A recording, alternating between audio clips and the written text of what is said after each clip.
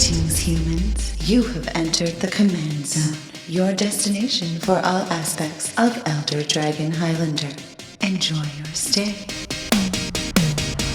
How's it, everybody? Welcome back to another episode of the Command Zone podcast. I'm your host, Josh Lee Kwai. And I'm DJ. And we are here talking about Modern Horizons 2. Oh my gosh, I love Modern Horizons, just the whole thing. And there's so many great legendaries here. And some of them are quirky and weird. I'm excited to get into it. Yeah, I made a joke on Twitter that this set reminded me of an unset, some of the stuff they've got going on. There are 17 new legendary creatures that can be your commander. Actually, 16 plus a planeswalker. We'll talk about that. But before we get into it, I mean, if you're listening to the set review or the new commander review for Modern Horizons 2, you've got to order those cards, and you can pre-order them right now at cardkingdom.com/commandzone. That's our affiliate link. You're going to buy Magic cards anyway. If you just use that link when you purchase all that stuff, you really are getting the best deals around. You're getting the cards faster than anybody else. They're always in great condition. Card Kingdom has the best customer service. They really are the best place to buy all of your cards. And especially for new sets, I say this every time, but it's very important to me. I don't know about you, DJ. When I get a new set, when a new set's coming out, when I'm ordering, I want that stuff when the set, like the fastest available moment. When I'm hyped about new cards, like I want them to go in my decks right now. Yeah, you don't want to order. Sometimes some other vendors you order and they don't even ship for like a week or so after, or maybe longer, God forbid, after the sets come out. And sometimes like your friends have their cards and you don't have your cards and it just feels so bad. Yeah, Card Kingdom will ship this stuff out as fast as they're allowed to and get them to you on your doorstep ASAP. And then once you have all that stuff, you want to protect it. You want to use UltraPro products. You want to put all this stuff in nice pro glossy clip sleeves. You want to play it onto a nice UltraPro playmat. They really do have all of the themed stuff for every single set. You want to maybe get some new themed sleeves around Modern Horizons 2. So much good art in this set. You definitely need some good art on your Magic products. Yeah, maybe you want to match your commander or whatnot. Also, Satin Tower deck boxes, Mythic Collection. UltraPro's stuff is super high quality and will protect all your game pieces, which is the most important part. And then finally, the last way to support all of our content is directly. Just go to patreon.com/commandzone and you get all kinds of perks like getting to watch game nights and extra turns a day early. We've been teasing this for a number of weeks now, but at the time you're watching this, I believe next week or June 9th, whatever that is, that's when the game nights with Post Malone will be coming out. That is featuring some of the new cards from Modern Horizons 2. Yeah, Jimmy and I are both playing decks built around some of the new commanders. It's a really fun episode. Posty is super into Magic, and it's a really good game. If you want to watch that early, patreon.com/commandzone. That's how you get access to it a day earlier than everybody else. All right, enough to do. Let's get right into it because we got 17 new legendaries to talk about. Josh, there's one more perk about being a patron. Man, you How always many times me. do I remind Thank goodness. I think this is going to be a bit. You're going to do it on purpose from now on. The final perk is for patrons is we shout out one lucky patron every single episode. And this episode is dedicated to Jason Clissold. Jason, you rock. Thanks, Jason. Thank you, DJ, for not letting me forget that. Okay. MH2, Modern Horizons 2, new commander review. We're going to go through all 17. Let's just start right at the top. Here we go. It's a legendary ooze named, oh boy, I'm already going to have trouble with the name. Aeve? Aeve. If you were an ooze saying your own name, what would it sound like? That's the name of this legendary. It's, yeah. Aeve, progenitor, ooze. 2 green, 5 mana for a 2/2. It has Storm. So when you cast this spell, copy it for each spell cast before it this turn. Copies become tokens. So if you've cast 2 other spells and then you cast Aeve, whatever, you'll have 3 copies of this, which you might say, it's legendary. That's not good. However, the next line of text says, Aeve, progenitor, ooze isn't legendary if it's a token. So those Storm copies come in as non-legendary versions. And then it says, Aeve enters the battlefield with a +1/+1 counter on it for each other ooze you control.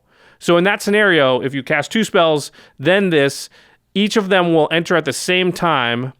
But storms resolve one at a time. Oh, right. So it's actually, you're going to have to like lay it out on the battlefield. Oh my gosh, that's and a lot you're going to of have to like count how many you have, and then storm copies resolve individually. So one of them will enter. Let's say the other 2 spells were not oozes and you don't have any oozes out. So it'll come in, gets no 1/1 counters and no other oozes, right? Then the next one comes in, sees the first one, and gets a 1/1 counter. Then the next one comes in, sees the first 2, and gets 2+1/+1 Yes, counter. and the copies are going to resolve before the actual commander card does. So the commander card will be the biggest The one. last one and the biggest one. Okay. All right. This is the complicated nature of Storm. Here we are, Storm Modern is not an Horizons 2. easy thing. By the way, remember like the Storm scale that everyone was talking about? That Right. Storm is such a ridiculous mechanic that it's like so rare to ever be I feel like reprinted. we've had a lot of Storm cards like recently. Yes, we have.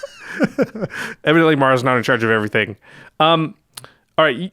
Yeah, the first thing I look at when a card has Storm is the casting cost of that card, because it's hard to cast a lot of spells before it if it's a high CMC or a high mana value. And this one is. 5's a lot. 5 is a lot. And so if we look at kills in other formats, maybe in Cube or something like that, things like Brain Freeze cost 2 mana and people use that one. Tendrils of Agony is a common way to kill people. That costs 4. Okay. 5 is just one more, but One more is a lot. one more ends up being a lot. Yeah. Mind's Desire is 6, but that sometimes is really difficult to pull off. And so when you look at all the different Storm cards, you know, some of them are very effective and some of them might not be as effective. And so we have to gauge, okay, well, how effective is this going to be at Storm? One other thing to consider is that this is in your command zone. So pros, you always have access to your Storm payoff. Cons, every card has to be green in your deck. Yeah, and green isn't particularly good. It's not one of the Storm colors, right? You think of blue generally when you think of Storm. I just named blue and black cards. Empty the Warrens is another one that's a red card. So we just named a bunch of Grixis cards that have Storm on it. And now we have a green commander card. So I actually like that it's opening up like a whole new color to kind of go into Storm. Oh, and but really of be course it's competitive. got to be green, because green can't do enough stuff. So, you know, we're going to open up a new color to a new mechanic. Let's do it a with broken green. one. All right, sorry. It's too much complaining. How many Storm copies of this do you think it takes for you to be happy with casting Aeve? Because I don't think you're happy just casting it for 5 and you only get a 2/2. I mean, you know, that maybe gets 1 or 2 counters because you happen to have an ooze or 2. Some other oozes out there. Yeah, no, I want to cast. Well, I'm thinking about it in terms of like a biogenic ooze. I feel like Right. that's a fine commander card, not like super spectacular, but it's a fine commander card. That's the threshold we need to meet We need to go beyond that, really. to be happy. Yes. So it's like 3, 4 oozes. Yeah. Or 4 Storm copies. I honestly think it's like 3 or 4 Storm copies. Wow, that seems like it's going to be hard to do. Let's talk about green, because like we said, they're not great at Storm, but they have some ability to do some stuff. And they have some combo-y stuff that might get them into a case where you basically kind of cast infinite Eves. Yeah, so like there are I feel like I'm in Wall-E every time I say Eve. Okay. there's some cards that in green naturally let you cast things for very cheaply or free. Allurin is one of them. 2 green for an enchantment. Any player may play creature cards with converted mana cost 3 or less without paying their mana cost, and as though they had flash. And so that's a thing that can definitely be broken and let you cast a bunch of things and then for free, and then save your mana to cast your Eve after that. Also cards like Pattern of Rebirth, 3 and a green for an enchantment aura, enchant creature. When enchanted creature dies, that creature's controller may search their library for a creature card, put that card onto the battlefield, then shuffle your library.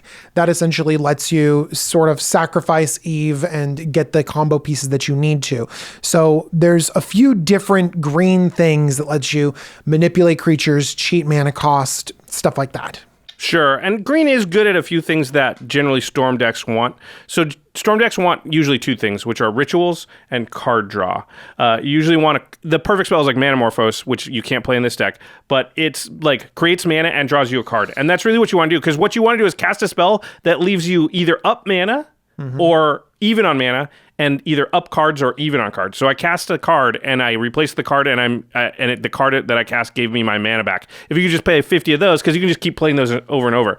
So green can do some of that stuff, especially it has the ability to untap all its lands, which can either net you mana or at least break even, and that kind of is like a ritual. Yeah. So early harvest, Rude Awakening can both do that kind of thing. Yeah. There's also, like Noxious Revival is a card that sees a lot of play in Commander and is a free spell because it has Phyrexian mana to cast it. Yeah, Regrowth, for example, is commonly splashed in Storm decks and some other places. Yeah, because you can go like Rude Awakening, untap all my lands, Regrowth my Rude Awakening, tap my lands, untap all my lands, cast it again. That's 3 spells you've now cast. Exactly. You could have just simple cantrips. I know the blue cantrips are a little bit better, but something like Viridistant. Oh my gosh. Viridescent Send wisps. Yeah. Is just a little cantrip. And so you can do that. Abundant Harvest from this newest set or Once Upon a Time. Those kind of little cantrippy things can help you churn through your deck. And again, you don't have to worry about your payoff because it's in your command zone. So you just worry about generating mana and generating card draw. Yeah, and of course, in green, you're going to have a lot of mana dorks. Those are usually like 1 mana. So if you don't play those super early, I think sequencing is going to be an issue with Eve. But, maybe you hold a few so that you can go 1, 2, 3, play, Eve. It's tough, but you will have a number of 1 mana spells that are still good in your deck because they're mana dorks. And then I was thinking maybe like Temur Sabertooth / Wirewood Symbiote, if you have enough elves, can be a piece of this because they allow you to bounce your own creatures back to your hand. Yeah. And so maybe you can get into a thing, even with Temur Sabertooth, I've seen it a million times, which is you basically create infinite mana, and that converts into infinite casting of spells because Sabertooth just bounces with something over and over again. Temur Sabertooth can do a lot of different loops, so putting it in here just makes sense. Again, being able to rebuy your mana dorks later on sound like it's really, really good. Of course, we're going to be putting tokens onto the battlefield, and so anything that synergizes with tokens works really well. Yeah, because those storm copies, don't forget, are tokens, the storm copies of your commander. Yeah, exactly. So Doubling Season, Parallel Live, Second Harvest, all of those can help sort of bloop, bloop, bloop, bloop. Yeah. Use your tokens. Well, they make it when everywhere. you storm off, because those are things you can put out before you storm off, right? Exactly. I think that's going to be one of the troubles with this deck is I want to hold all my low CMC stuff for the turn that I try and storm off, but at the same time, sometimes like mana dorks, I want to play them to help me cast this stuff later. So Doubling Season and Parallel Lives are great because you cast them and you're not trying to storm off with them. You're just waiting till the next turn or the turn after that when you actually go cast a spell, cast a spell, cast a spell, cast a spell, cast my commander. Now I should get 4 tokens or 5, but now I'm going to get 10. Well, that's why your Temur Sabertooth is so good because you can tap your mana dorks and you don't worry about deploying them at first. Tap them, return them to your hand or whatever, and then play them again to generate storm count. We both had the same idea here. We put down something very similar on the outline, which is that if you're going to do a thing where you have a big explosive turn and it's going to create a bunch of creatures and it's going to be like a thing where you expend a lot of resources in that one moment to do it, you don't want to be you don't want to be overexposed, which means that you need to take advantage of those creatures right now. You don't want to be like, storm off, yeah, make 1 million oozes. Pass turn. Boy, I hope they don't have a board wipe. So haste is going to be essential.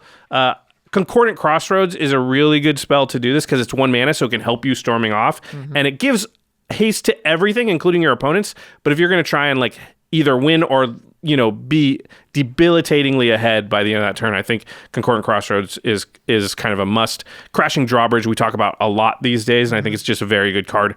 Is another one where you can deploy it before your sort of big turn, and it taps to give all creatures haste, or all your creatures haste. So unfortunately, being in green, that's kind of it, where there's not a lot. Chroma's Memorial, but it's a bajillion mana. Mm-hmm. Of course, I put down here, and I think it's very good because it kind of acts in a similar way, is Vidalcan Ori, because now instead of storming off on your turn, you're doing it on the end step before your turn, which is similar to giving your creatures haste because your opponent's just, you have to have an instant speed board wipe and the mana available to cast it right now. And could you imagine if I get to storm off at the end of your turn and you've cast 3 or 4 spells? Storm just counts spells. Yeah, that's a really good point. So it counts the spells your opponents cast in a turn. So, yeah. So you get a little bit of extra storm for free. I think a lot of people are looking at this maybe not as much of a storm deck and maybe as like an ooze tribal deck. You're right. And that definitely brings the power level down a little bit. Although there are plenty of good oozes that we normally play in Commander. We play Scavenging Ooze to interrupt the graveyard. We play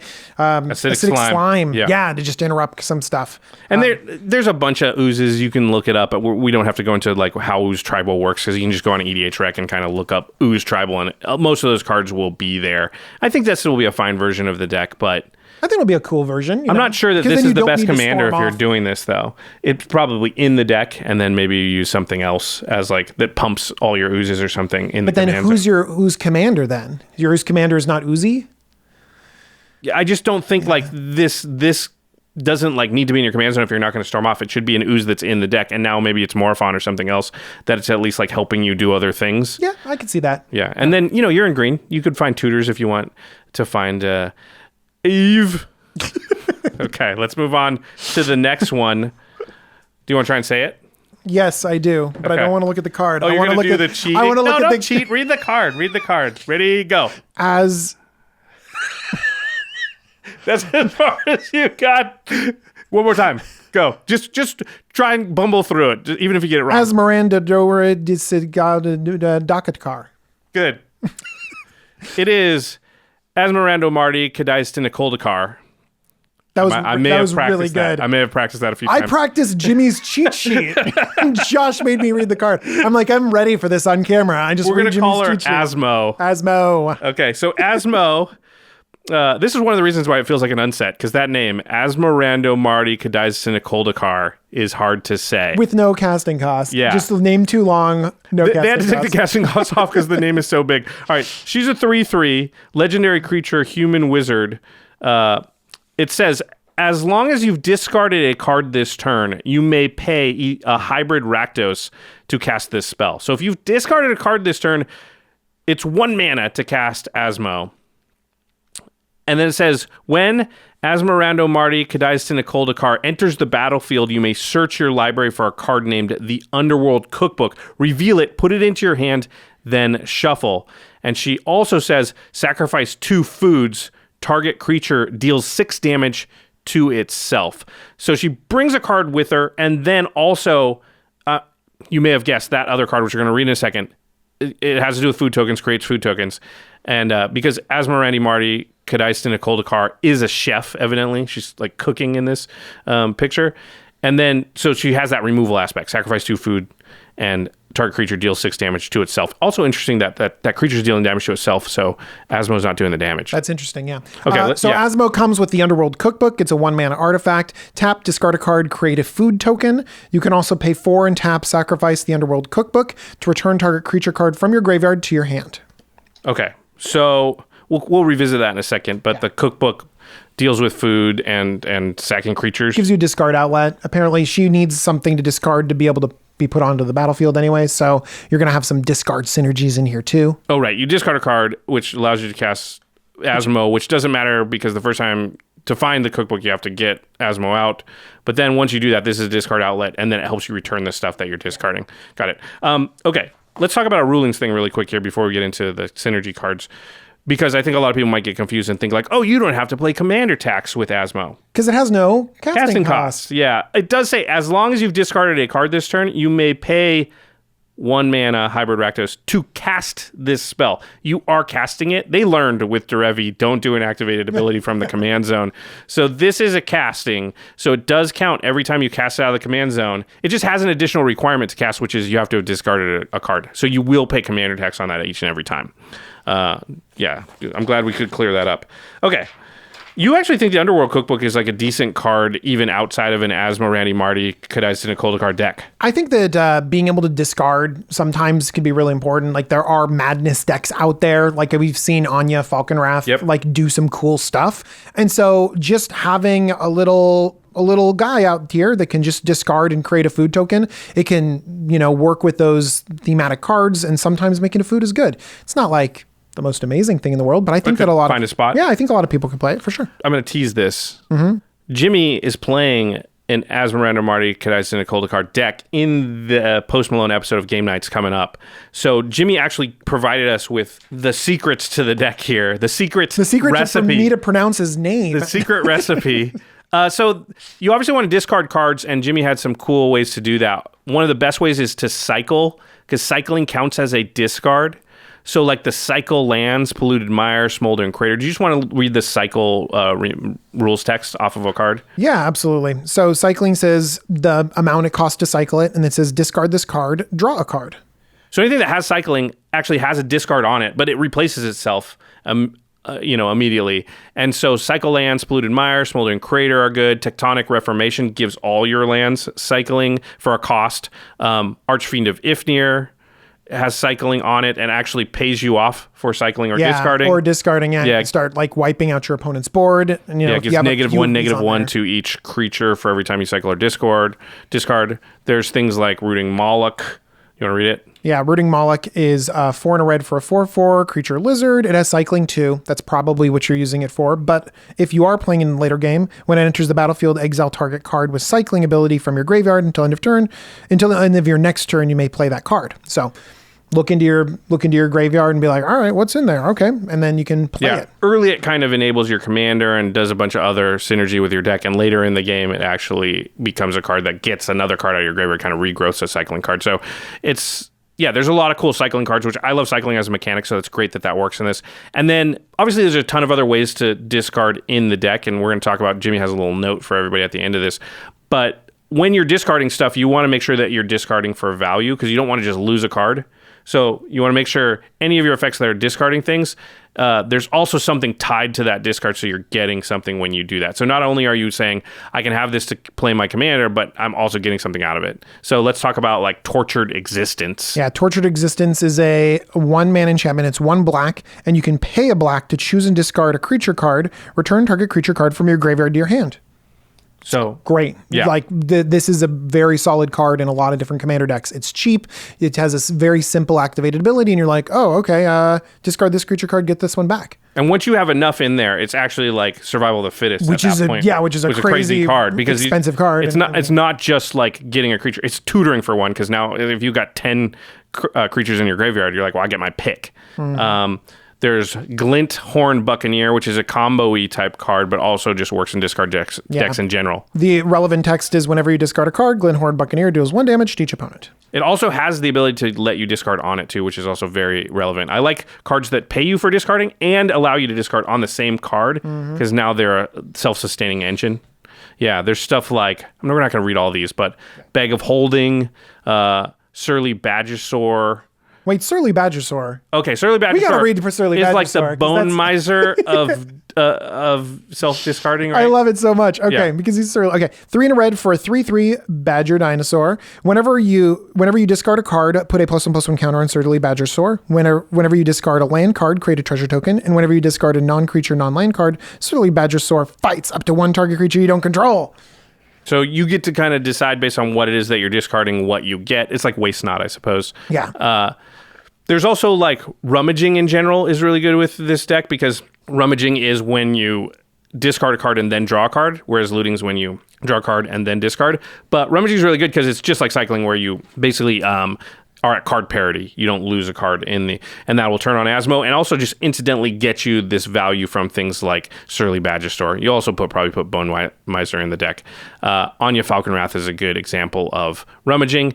Thing about Anya too is Anya mentions Madness on her, and Madness is another really good mechanic with any self-discard deck, because Madness cards, the mechanic says when you discard a card with Madness, you can choose then to cast it for its Madness cost, which is usually a lot less. And also Madness turns all the Madness spells into instants, because you can Madness at instant speed. So some Madness cards are like Grave Scrabbler, which is a creature. It's a 2/2 for 4 mana, and when it enters the battlefield, if its Madness cost was paid, you can return target creature card from a graveyard to its owner's hand, and its Madness is 1 and a black. So its Madness cost is half of its normal price, and it only gets the ability to Gravecrawl or something if you Madnessed it. Yeah, but usually Gravediggers are 4 mana anyways, so that's like really good discount for 2 mana 2/2 Gravedigger. Yeah. And at instant speed if you Madness it. Yeah, for sure. Big Game Hunter allows you to kill like a large creature.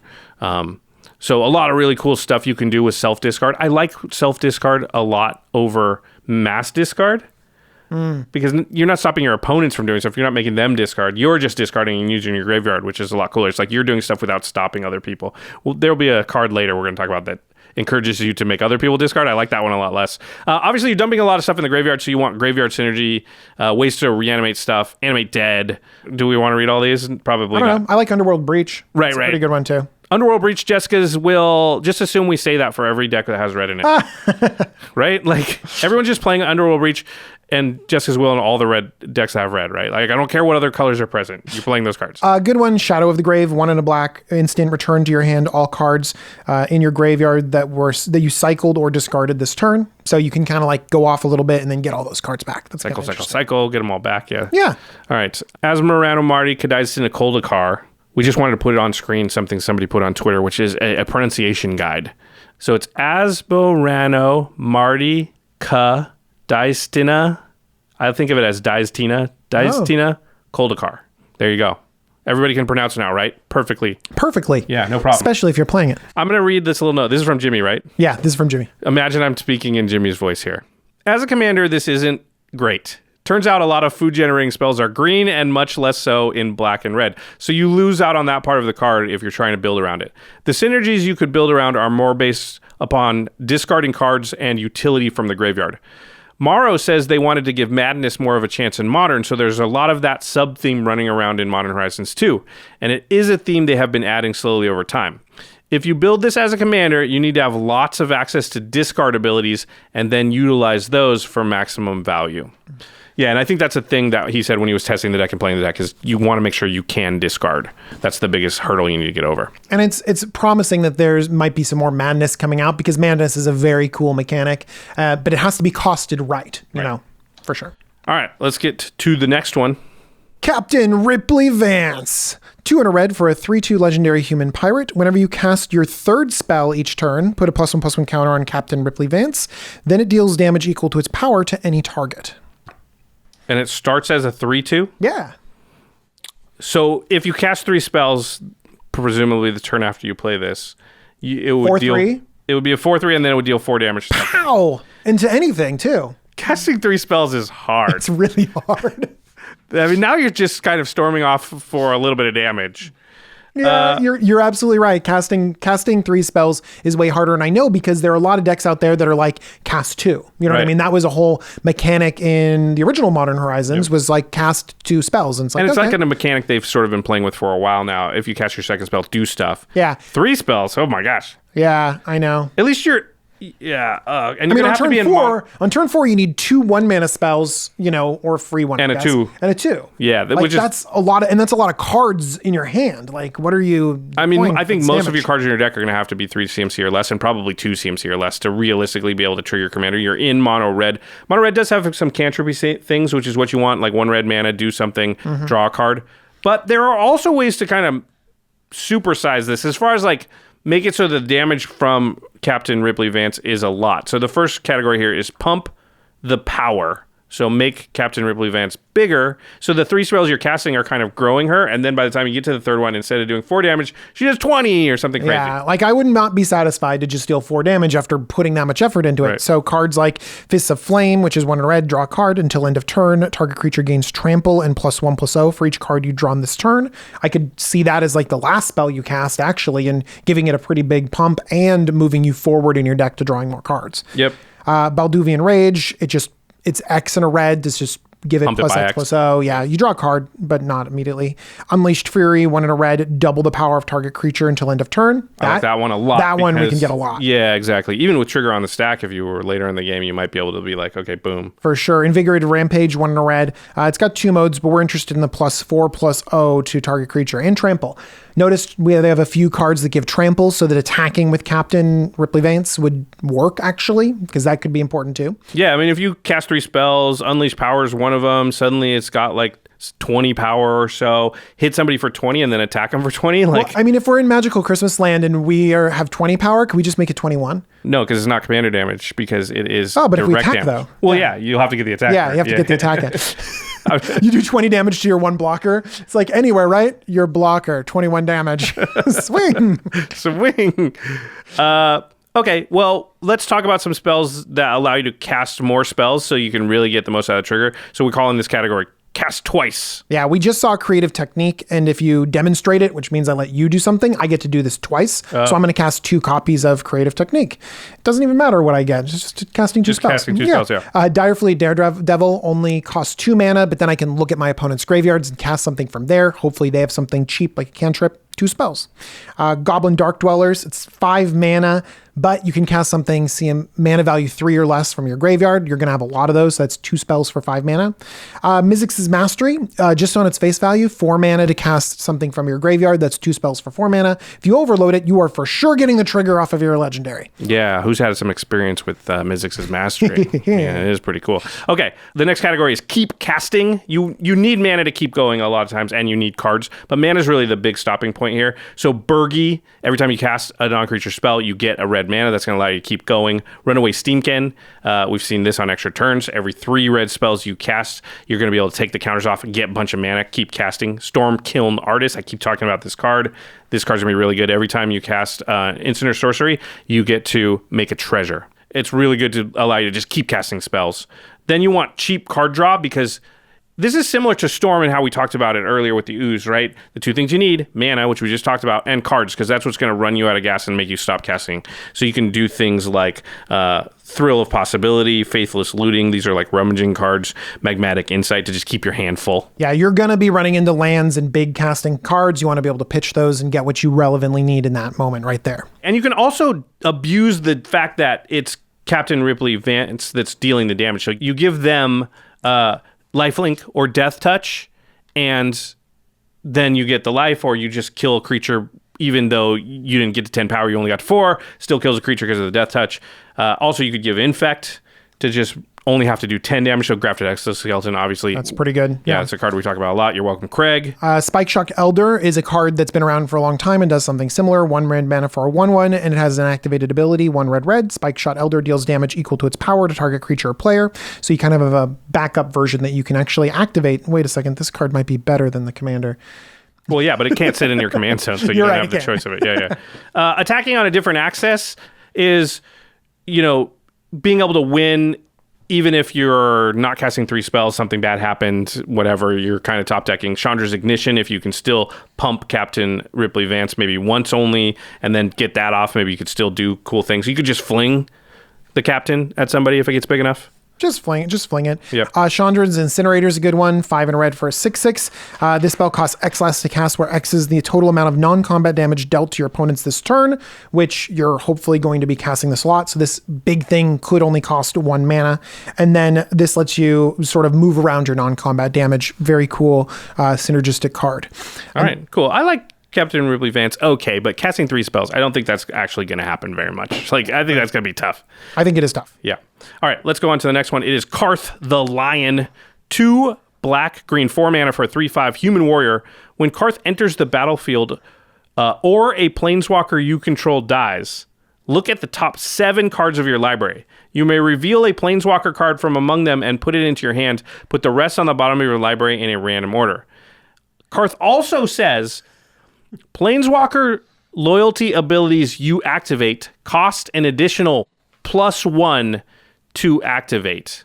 Let's unpack it really quick. When Carth ETBs or when a Planeswalker you control dies, you look at your top 7 and you can basically pick a Planeswalker out of those top 7 and put it into your hand. 7 is a lot. 7's a lot. If you have, 15 Planeswalker show in the deck, your chances of hitting are very high.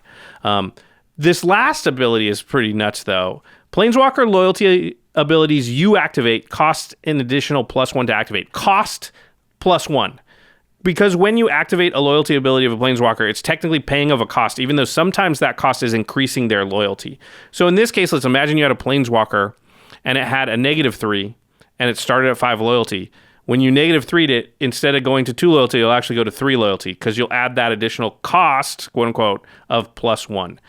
There is a ruling question here, which is basically, are you allowed to activate an ability on a Planeswalker that is 1 less, that costs 1 more loyalty than they have, basically? So, let's talk about Garruk, Cursed Huntsman, which is the one everyone's talking about. Garruk, Cursed Huntsman is 4 black, green for a 5 loyalty Planeswalker Garruk. Let's just read the And ultimate. we're going to read the ultimate. The ultimate is -6. You get an emblem with creatures you control get +3/+3 and have trample. And so intuitively you might think like, okay, well, if it starts at 5, I can't -6 it. Because it doesn't have 6. But Carth says when you activate it, you pay an additional +1.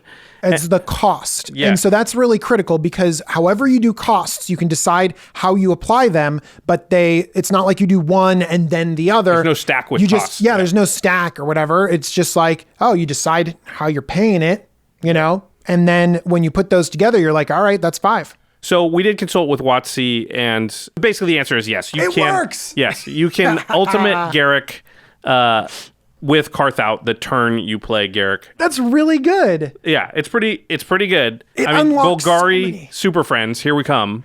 Oh my gosh. It unlocks so many Planeswalkers, and there are a bunch that can sort of instantly ultimate, but there are even more that you can just tick up once and then immediately ultimate. Like, it just makes them all so much more threatening. Right, because when you tick up now, you're actually, a lot of them are +2ing or even +3ing, so they just get to their ultimate so much faster, because even when you're using any ability on the planeswalker, you're getting that additional +1 loyalty. So if you plus them, you're getting +2 or whatever. So yeah, let's talk about a few that have easy ultimates here, meaning that Carth will kind of get them to the ultimate very fast. So we've got Garrick Wildspeaker. Yeah, instant ultimate. What's it do?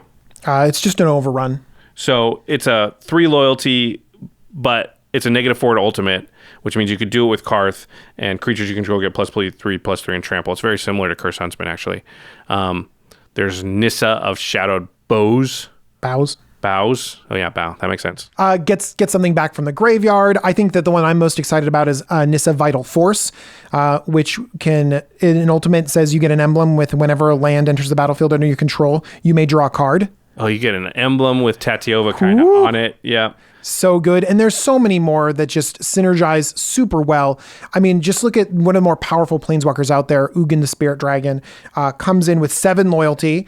It has a +2. So it'll get +3? So it'll go all the way up to 10 loyalty. Boy. And then you can -10 it. By the way, doesn't kill it because it's actually a -9. Oh. You gain 7 life, draw 7 cards, then put 7 permanent cards from your hand onto the battlefield. Do you know how many planeswalkers you're just going to put on the battlefield? And then all of them will get the +1s so when good. they do it. Oh, that's crazy. Oh my gosh, it's so good. Ugin seems really good. It's going to make a lot of planeswalkers really good. I mean, like, we could just keep reading planeswalkers, but here's one thing that's really interesting is that a lot of times we minimize the planeswalker ultimate ability on this channel, and we should, right? We shouldn't fixate on the dreamland that it could maybe happen. We should go back and look at these ultimates. Never before have we had this kind of effect in the command zone. I know, so it's crazy. That changes the dynamic in that you can start to count on an ultimate, because generally you build your deck counting on the fact that your commander is going to be around. And I don't think, that changes the calculus. I do think there are other cards we're going to mention really quick here that will help you, that can kind of be backups to Carth or help you get, to ultimate faster. So the new Vorinclex doubling season, they both will make planeswalkers enter with twice as many loyalty counters. Proliferate's really good with planeswalkers, obviously. So Evolution Sage, Karn's Bastion, those will allow you to put extra loyalty counters on your planeswalkers. The Elder Spell. You're going to have a ton of planeswalkers in this deck, and so sometimes you might be like, okay, Elder Spell, black for sorcery, destroy any number of target planeswalkers, choose a planeswalker you control, put 2 loyalty counters on it for each planeswalker destroyed this way. I mean, a lot of time you're going to be like, all right, kill my own 2 planeswalkers. Just to put all the loyalty on this one and let me ultimate it. Also, if this deck becomes popular, people might need to start running the Elder Spell in their non-Planeswalker decks just to kill all the Planeswalkers. There's the Chain Veil, which allows you to activate your Planeswalkers an additional time in a turn, which with Carth really speeds up the process because they get the +1 twice, which is probably like tick it up and then ultimate, right? So, yeah, a lot of ways to sort of make your Planeswalkers better, ultimate ASAP. And then maybe you want to play some Planeswalker reanimation, some ways to get Planeswalkers specifically out of the graveyard. We're used to creatures coming back, less so Planeswalkers, but there's actually a number of cards that allow you to recur your Planeswalkers. I like Yawgmoth's Vile Offering. If we're gonna fixate on one, it's 4 and a black for a legendary sorcery, but you're gonna have a bunch of legendary creatures in this, so legendary things like planeswalkers on the battlefield. Put up to 1 target creature or planeswalker card from your graveyard to the battlefield under your control. Destroy up to 1 target creature or planeswalker, and then exile this. Yep. So it's a nice little 2-for-1 going on. Yeah, I like that. I'm a Command the Dreadhorde guy, though. It's only 1 more mana, and it allows you to pay life equal to the casting cost of things in graveyards and get as much of that back as you want. It is definitely a better card. Yeah, you might be able to get 3 or 4 of your Planeswalkers back. For sure. Yeah. You can also protect your Planeswalkers. There's some good ones like Pernicious Deed, cards that were printed before the Planeswalker type existed. Just say X, sacrifice Pernicious Deed, destroy each artifact, creature, and enchantment with converted mana cost X or less. They thought they were getting all of the types. Just kidding, we created Planeswalkers. Yeah, it's a classic Super Friends card. Navinriel's Disc 2 blows up everything that's not a Planeswalker, basically.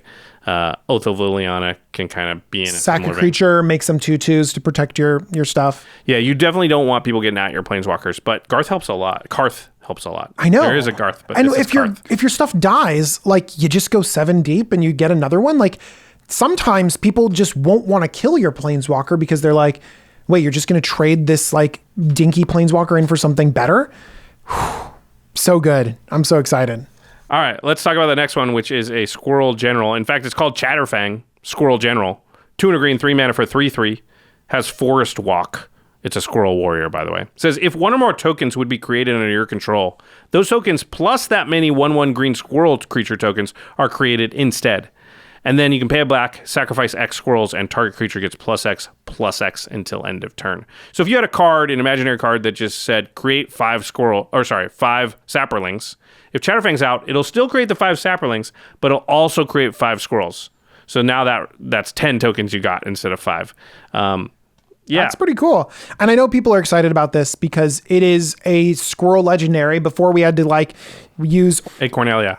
Fashionable Filcher, which is a silver bordered card. And a lot of people wanted this to be black bordered. And so we have a Golgari squirrel commander that we can play with, which is very cool. Yeah, but I don't think it's going to necessarily play squirrel tribal because it doesn't pump all your squirrels. So it really wants you to be a token deck. Yeah. So right. I think that's a little bit unfortunate in that it's yes, we want a squirrel deck, but this Chatterfang doesn't actually reward you for putting a bunch of squirrels in your deck. It rewards you for putting a bunch of cards that make tokens in your deck. That's true. It will synergize well with those squirrel lords out there. A lot of squirrels creating incidentally do create tokens, but yeah, I think you're gonna have a lot of non-squirrel cards in a Chatterfang deck. Also, it's not gonna be because there's so many good token creators in these colors. It's wait, how can I leave out Pitiless Plunderer? Right. Well, we're gonna talk about that in a second. I did want to clarify a rule thing here too. So it is a replacement effect that Chatterfang's doing here when it's creating the squirrels in addition to the tokens it would otherwise create. So it'll stack with things like Doubling Season and Parallel Lives because one replacement effect and then the other will happen. So whichever way you slice it, you'll get, if you imagine that card I was talking about earlier that made 5 sapperlings. Well, if Doubling Season's out, you'll make 10 sapperlings, but instead of 10, Chatterfang will say, oh, I'll make 10 sapperlings and 10 squirrels. So, yeah. And if you did the Chatterfang part first, then you'll make 10 sapperlings and 10 squirrels either way, right? Because it'll double that. Yeah, people get confused and think that it'll make even more and stuff. Yeah. No, it's just it's very intuitive, doubles it. Yep. Yeah. It doubles the double. Okay.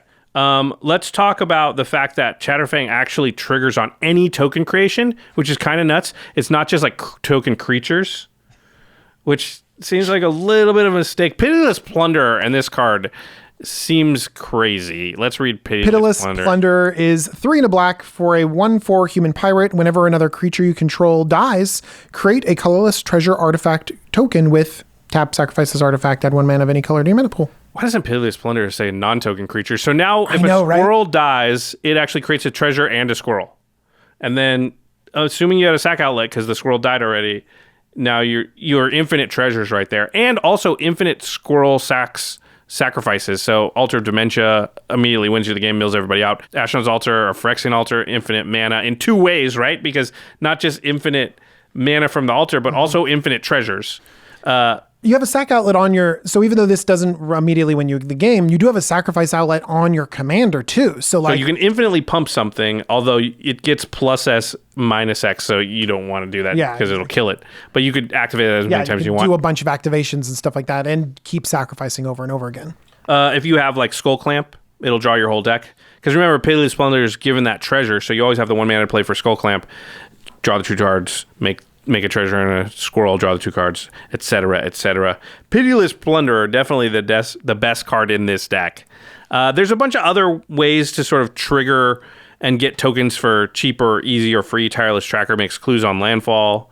You put Isika's Chariot, which is a new card from... Yeah, make some cool little... Kaldheim, yeah. Cool little cats, and then basically just synergizes by copying other tokens out there. Yep. So you get a couple extra squirrels. Yeah. Yeah. There's Guillaume who does food tokens. There's all kinds of ways to make tokens. We don't have to go into how token decks work. All the stuff that makes a lot of tokens at once is going to be good, or all the ones that incidentally make tokens for you every turn is also going to be pretty I like good. Revel in Riches because a lot of times, board wipes and other things messing with other people's creatures can produce a lot of treasures for you. But I found one that I like a lot. Okay. Tombstone Stairwell. Okay. It's I could see this is an old card because it's an enchant world. I know. 2 black for an enchant world. It has cumulative upkeep of 1 and a black. During each upkeep, each player puts into play a Tombspawn token for each summon card in his or her graveyard. Card, yep. Yeah. Treat these as 2/2 black creatures that are unaffected by summoning sickness. They count as zombies. And at the end of the turn, or if Tombstone Stairwell leaves play, bury all these tokens. Okay, so every turn. Every turn, every player looks in the graveyard and says, how many creatures do I have? I'm making that many 2/2 zombies. Yes. And you're getting that many 2/2 zombies opposed to that many squirrels. Yes. Seems good. And every turn too. So like, and the whole thing is that like every turn, everybody does that. Everyone does that every turn. So it's the army of zombies just. Yes. Well, they go away. They go away at the end of. They but do the go more away. stuff you have, but your squirrels stay. Yeah. And your deck's already set up to take advantage of by like sacking them and stuff. That's pretty cool. Okay, that's a cool one. I think a lot of cards like Griswold where give everybody tokens, but I actually get the squirrels too are going to be pretty good. Yeah. Let's talk about Squirrel Tribal. Again, I don't think this is actually usually going to be a Squirrel Tribal deck. I mean, you can do it, but that's not the best build of it. Deranged Hermit, Deep Forest Hermit, Squirrel Wrangler, Squirrel. Just look up Squirrel Tribal on EDH Rec and you'll come up with them. And then Squirrelistocrats. I don't know. You're going to sacrifice your squirrels a lot, probably for value. So we're looking at all the usual suspects. You know, Blood Artist, Passion of Remembrance, Dictate of Erebos, all the usual stuff. I don't think we have to go over it. What about Fresh Meat? 3 and a green for an instant. Create a 3/3 green beast creature token for each creature put into your graveyard from the battlefield this turn. It's pretty good. So you sack like 5 squirrels, then you cast Fresh Meat, and you get 5 3/3s plus 5 squirrels. Yeah. See, there's a bunch of cards out there that say non-token, and then when they don't say that, like Pitiless Plunder, like Fresh Meat, then suddenly become really good. You can mess with it a lot. All right, let's go on to the next one. And spoiler alert, this is the card that I am playing as my commander on that Modern Horizons 2, the Post Malone Game Nights episode. It is Garth One-Eye, who Posty liked to refer to as Garth Brooks. It is Garth, he's got friends in low places, I suppose. Josh. All right, Garth costs Wooburg. So 5 mana, white, blue, black, red, green. 5 mana total, sorry. Not 5 plus Wooburg, just 5 mana. For a 5/5. Human Wizard. This is another nod to it being close to an unset. Garth's ability is you can tap him, and then you choose a card name that hasn't been chosen from among Disenchant, Brain Geyser, Terror, Sheevan Dragon, Regrowth, and Black Lotus. You create a copy of the card with the chosen name. You may cast the copy. Remember, you have to choose a card name that has not been chosen. So if you play this fairly, you play Garth, next turn you tap it, and you either disenchant something, which is destroy an artifact or enchantment, Brain Geyser something, which is blue, X, somebody draws X cards, Terror something, which kills a non-black, non-artifact creature, Sheevan Dragon, which is a 5/5 flyer with fire breathing for 6 mana, Regrowth, which is 2 mana to get any card out of your graveyard into your hand, or Black Lotus, 0 mana artifacts, tap and sacrifice it to get 3 mana of any one color. You get one of those things, and then the next turn you can get another one that isn't the one you already got. Then the next turn, another one that's not any of the 2 other things you got. There you go. But it's fair because you have to pay the costs, right? Yeah, you cast the spell. You can't just tap it and immediately put a Sheevan Dragon on play. You have to pay 6. Right. So it's fair. I mean, it does create a Black Lotus, which is, one of the most broken cards of all time. So I do think this card is pretty fair. Oh, we have a note here, something that I didn't see this, but this is interesting. So people were probably excited, like, they're going to make a Black Lotus token. Oh, yeah, that's what they thought. They're not going to make tokens for all these cards that are on Garth. They don't make tokens for those type of cards. Aaron Forsyth on Twitter pointed out, like, they didn't make a Pack Rat token card. So unfortunately, there will not be Black Lotus token cards floating around for your cubes or whatever. Sorry. All right. So Garth, of course, has to tap to do its thing, so you want to untap it. And Black Lotus is the first thing you're almost always going to do because you're going to want that 3 mana. Mm-hmm. If you want to cast Sheevan Dragon, it's a lot better if you have 3 extra mana lying around. So untappers are the order of the day. Jeskai Ascendancy I really, really like for this deck. Just because I like this card in general. It's a blue, a red, and a white for an enchantment. Whenever you cast a non-creature spell, creatures you can control get +1/+1, and you untap those creatures. A lot of the spells on Garth are non-creature spells. So if you tap it, go disenchant that thing. Oh, that's a non-creature spell. Untap, and I'll be like, terror that thing. Oh, that's a non-creature spell. Untap. Plus, Garth's getting bigger every time you do that. It also says whenever you cast a non-creature spell, draw a card. If you do, discard a card. So you loot, which is good. 1,000-Year Elixir is another really good one because it's 3 mana, and it's for an artifact that you can pay 1 and tap to untap target creature. Good with Garth. But it says you may activate abilities of creatures you control as though those creatures had haste. That's what you really want, to get into his activated ability as fast as possible. And also, you really want to play him and tap him immediately, cast that Black Lotus. Yeah. Right? You got value off of it. Even if they kill it, that actually will help you pay for the commander tax on Garth. So I think that's like one of the things you really want to do is have haste on the battlefield before you put Garth out. There's a bunch of other untappers. I guess we won't go through it all. There's like Seedborn Muse. And then you want other things that want to be untapped because you're going to have all this untapping synergy, right? So like Mana Dorks are really easy with Garth, especially the ones like Bloom Tender, Feyburrow Elder that tap for the amount of mana equal to the colors among permanents you control, because Garth's 5 color. Yeah. So all of a sudden, and you can get into these loops with cards like Village Bell Ringer, which is a 2 and a white for 1/4 with flash, but when it enters the battlefield, you untap all creatures you control. So the thing about Village Bell Ringer and Garth, because one thing we didn't talk about is that clause that really gums up the works, right? It really gets in the way. Choose a card name that hasn't been chosen. Yeah, I really want to choose Black Lotus like over and over again. Yeah. Yeah. If only we could do something like that. How would that be possible? So let's talk about a little bit of combo potential and the way Garth works. So if Garth goes away, leaves the battlefield, and comes back, it's considered a new permanent and won't remember what's been chosen as far as chosen names before. So if it died and got reanimated, the reanimated Garth wouldn't remember what the previous life's Garth had chosen as his things and would be like, I'm just going to cast another Black Lotus. Let's say you blinked it or flickered it, goes into exile, comes back. And that becomes, I think, the best way to kind of reset Garth so you can cast, let's be real, so you can cast Black Lotus over and over again. Yeah. Yeah. So combo potential is usually going to start with haste so you can use Garth. Because if you flicker something out and it comes back, it would have summoning sickness. So you need haste, and then you need something to flicker it. And the best one's really not that surprising. It's Deadeye Navigator. Ah, you broke Deadeye Navigator. Yeah, we did it. So with Deadeye, the Black Lotus gives you 3 mana. Deadeye takes 2 of it. You're up 1 mana, and you just blink Garth over and over. That's infinite mana. Infinite mana. And one thing that's great that on Garth, he has built-in Brain Geyser, and Brain Geyser can deck each opponent. Right, because it's blue, and X. Target player draws X cards. So once you create infinite mana, now I go, okay, well, this time I'm going to tap Garth, and I'm going to Brain Geyser you for 500. How many cards are in your deck? Not 500. And then you go, activate, blink, comes back, I'll Brain Geyser you for 500. So you get everybody out of the game that way. Mm-hmm. So yeah, Garth's got the win condition on, but it's a pretty big combo, right? You need a Haste Enabler and Deadeye with Garth. That's a lot of mana too. Yeah. Because 5 and 6 and the Haste Enabler, yeah. 3 and you're cards, pretty exposed when you go for it. Yeah. You know, you cast the Deadeye, and they're like, with Soulbound on the stack, remove something, you're like, crap, now you're in big trouble. And then, I mean, you got this in your command zone. They're going to see it coming. Yeah. I think Regrowth also seems really powerful on Garth as a way to sort of keep getting back something over and over. So maybe you got like Ghostly Flicker, which will flicker 2 things. Oh, yeah, nice. So maybe if you had like a Dockside Extortionist and it's creating enough mana, you could flicker Garth and Dockside, and then Garth's getting the Regrowth to get the Ghostly Flicker back, and that's another way you might be able to go infinite on a mana. Yeah. Those kind of things. So I think there are other combo potential, but all the other combos are like more than Deadeye plus Haste. They're usually like 4 card combos, 5 card combos, so it's all fine. I don't think it's like broken or anything like that. I heard people talking about stuff with like Lumbering Battlements, and when I was like, yeah, if you got 52 mana, you could start doing crazy stuff, sure. I like that it's not broken. I like that it lets you play with a broken card like Black Lotus, but like we are seeing like a lot of hoops that we have to jump through to actually win the game. So I think that's fun. I'm excited to see like you be like, I can't win in my normal way. Sheevan Dragon time. And you just start making Sheevan Dragons. I mean, I've played the deck a few times, and you do make Sheevan Dragons, and it turns out like 5/5 flyers with Fire Breathing are still pretty good.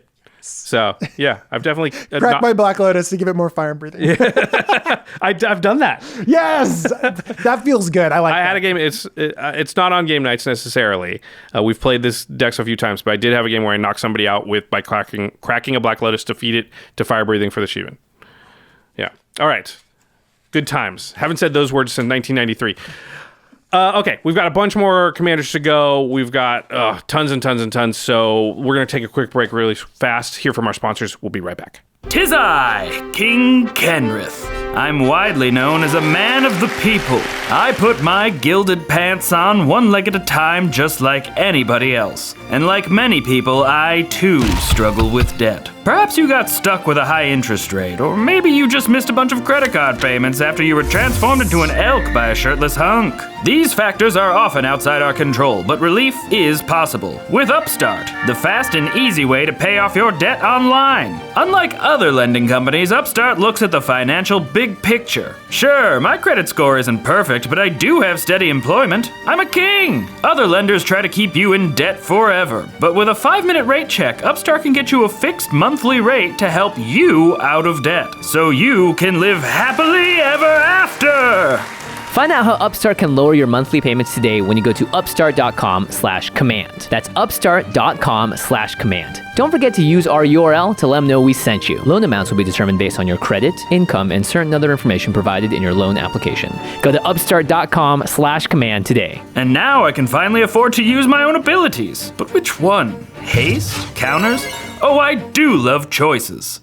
Hey Josh, you know what I love about Commander that I wish more games had? What? The variety. There's a massive pool of legends to choose from, and it makes every single game so unique, which is also something I love about this week's sponsor. Raid Shadow Legends. Raid has hordes of tough bosses and a huge variety of heroes to fight them with. One of my favorite parts of Raid is unlocking new champions. In fact, they just added a whole new faction, the Shadowkin. They're shrouded in mystery and based on the aesthetic of medieval Japan. Pretty cool, right? Very. My favorite champion is Elhain because she brings the pain.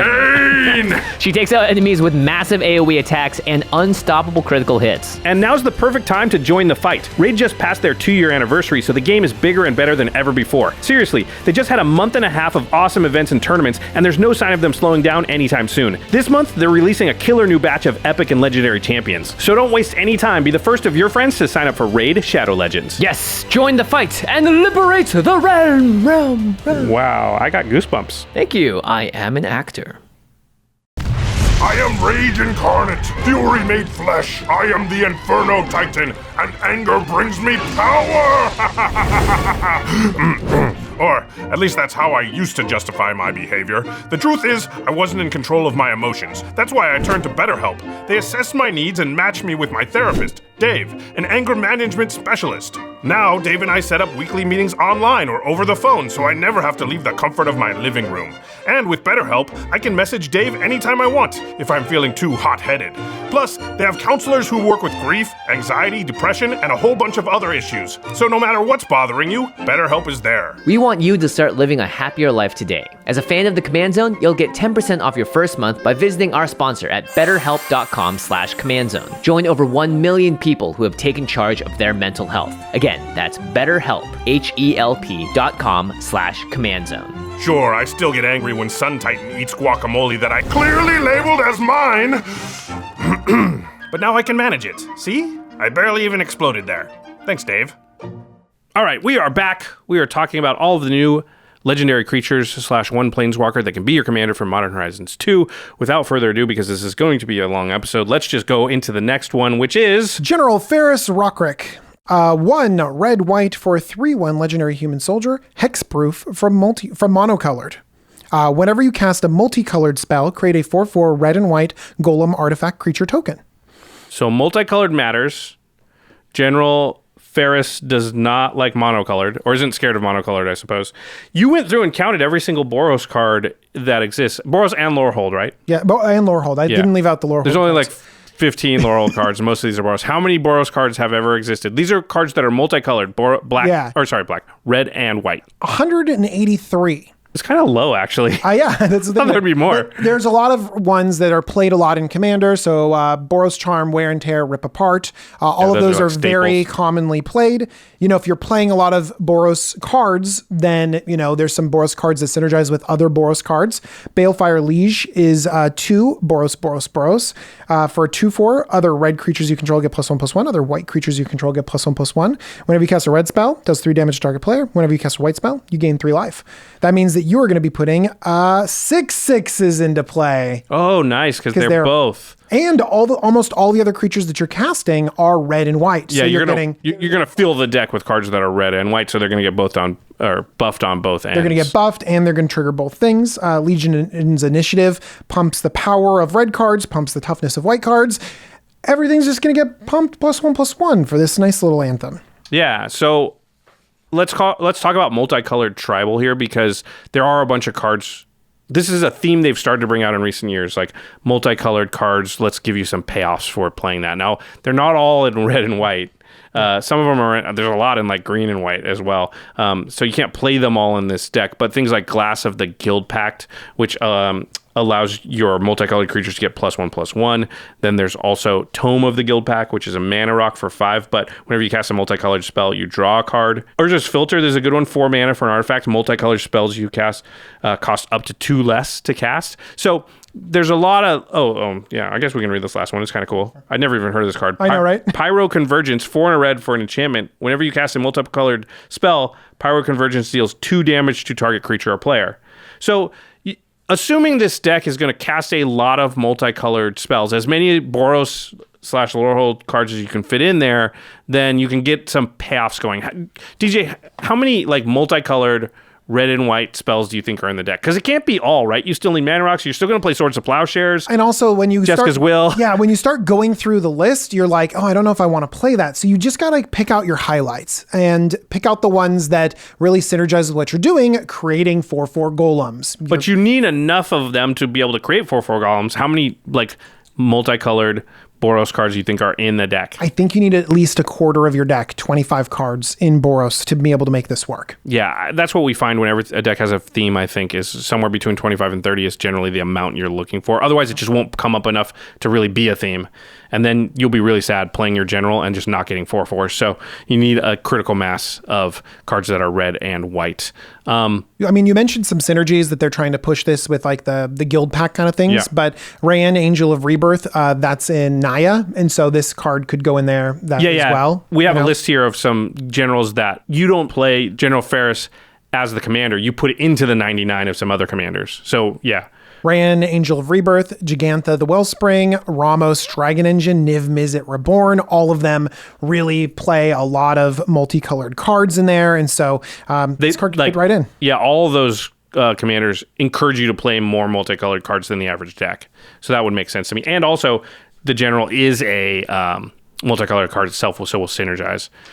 I put a signpost card on here. I like signpost cards when I can think of them, which are a card like I looked that up on EDH Rec, and then I look at all the cards that are in decks with that card, and those are high chance they're going to go in a deck like General Ferrous because the card is Hero of Precinct 1, and it's a white card that wants multicolored spells to be cast.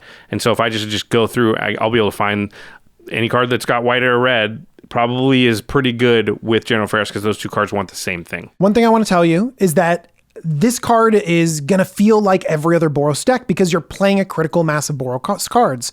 That means you're going to be attacking a lot, you know? And so even though it might be cool to create some golems, it's going to be an attacking deck. Yeah. Boros cards do Boros things. Sorry. It might feel cool, but it's still going to be a Boros deck. Okay. Let's talk about the next one, which is pretty interesting. This is the one I keep referring to as a Planeswalker because it's a Planeswalker. It's Grist, the Hunger Tide. 1 black-green for a 3 loyalty Planeswalker. As long as Grist the Hunger Tide isn't on the battlefield, it's a 1/1 insect creature in addition to its other types. And this is the reason it can be your commander. So when it's in your command zone, it's not on the battlefield. Sorry if you don't like that. That's the rules. I didn't make that up. Yeah. +1 ability. Create a 1/1 black and green insect creature token, then mill a card. If an insect card was milled this way, put a loyalty counter on Grist and repeat the process. -2. You may sacrifice a creature. When you do, destroy target creature or planeswalker. -5. Each opponent loses life equal to the number of creature cards in your graveyard. Which obviously the first ability is milling things and putting things in your graveyard, so that synergizes with that. This can actually go in the Carth deck too, so you could get to ultimate range after 1 turn, because you could get a +2, which is interesting. You get a little bit of added advantage if you have some insects in your deck, right? So are there some insects that see play in Commander? Are there enough to make that relevant? Yeah, there are some good ones. Antquing, Caustic Caterpillar, Hornet Queen, Mazarek, Crawl Death Priest is an awesome one, Scoot Swarm, those are all fine, but you start running low on the number of relevant insects. Yeah, can we get to 25 or so you can reliably hit one? Probably not, right? Probably not that you'll be happy with. Okay. Yeah. Like you could do it if you had to. Yeah, you could do it if you had to. They're not like Commander good. No, they're not. Okay. That's a little bit tough. So you're not relying maybe on that first ability as much. Yeah, but I think you could do it. We just got Blex, a little bit of an insect lord going on there. So maybe we're going to get some more insect support. But really, I think that it's all about the graveyard synergies because Golgari clearly interacts with the graveyard and this commander has a payoff, which says, hey, if you got enough stuff in your graveyard, you can do a lot of damage. So stuff that fills your graveyard is good. Satyr Wayfinder, Underrealm Lich, Sir Conrad, also good from both ends of that. Helps fill the graveyard, but also damages your opponent.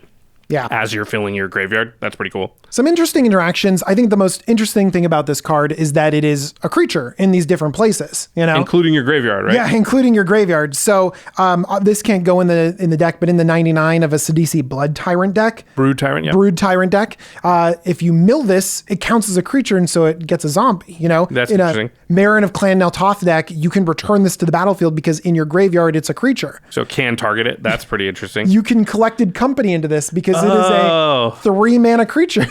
That you can Green Sun Zenith for it. You can Green Sun Zenith for it. Obviously, it's not your commander in those cases, but still, that's interesting. If this is in your graveyard and you have Necrotic Ooze, which has all the activated abilities of creature cards in all graveyards, my gosh. You can start activating loyalty abilities on your Necrotic Ooze. Now, you could only +1 it at first because your Necrotic Ooze won't have any loyalty. Yeah. But then if you built it up to You some just loyalty. build it up. My Necrotic Ooze just has 3 loyalty, okay?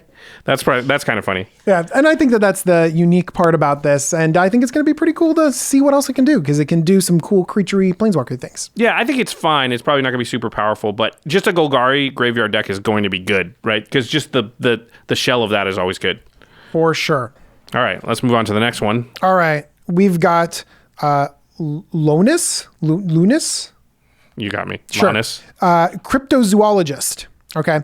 It's green and a blue for a 1/2 legendary snake elf scout. Whenever another non-token creature enters the battlefield under your control, investigate. You can tap, sacrifice X clues. Target opponent reveals the top X cards from their library. You may put a non-land permanent card with mana value X or less from among them onto the battlefield under your control. That player puts the rest of them on the bottom of the library in a random order. So when you investigate, you create a clue token. A clue token is an artifact that you can pay to and sacrifice it and draw a card. And then the activated ability is what? You tap Lonis, sacrifice X clues, and target opponent reveals the top X cards, and you can put a non-land permanent with mana value X. I'm already lost. It's a lot of clues, honestly. Like, you really need to sacrifice a lot of clues to be able to go deep enough to find something that you really want to steal and put on your side of the battlefield. So if I do 4 clues, I look at 4 cards at the top of their library, and I cast something put something 4 CMC or less onto the battlefield and under non-land, my control. Non-land, which stinks because you can't just always ramp into a land. Okay. All right. So it's a lot of hoops, right? I like how you put down here, Investisnake. Yeah, I didn't need to know the name because it's Investisnake. Investisnake. Investigate Tribal. Clue Tribal. All right. So Clue Tribal, is there enough support for a Clue deck? Because it really only existed in like one... Shadows over in yeah. I love clues, but there's not many cards that mess with clues. I mean, everyone likes Tireless Tracker, but after that, it starts going down. Uvenwald Mysteries, Erdwall Illuminator. I like Uvenwald Mysteries. Yeah, okay. Tomio's Journal. That's a one that we always kind of talk about a little bit. But it creates its own clues. So maybe we don't need a lot of other clue creation. Maybe we can just play creatures and create clues, Yeah, I like this last card on the list a lot. It's a pretty clever way to take advantage of Lonis' ability, which is whenever another non-token creature enters the battlefield under your control, investigate. Mm-hmm. All right, let's read Shrieking Drake. Shrieking Drake is 1 blue mana for a 1/1 flyer, and when Shrieking Drake comes into play, return target creature you control to its owner's hand. You can choose the Shrieking Drake. So it's 1 mana, make a clue token.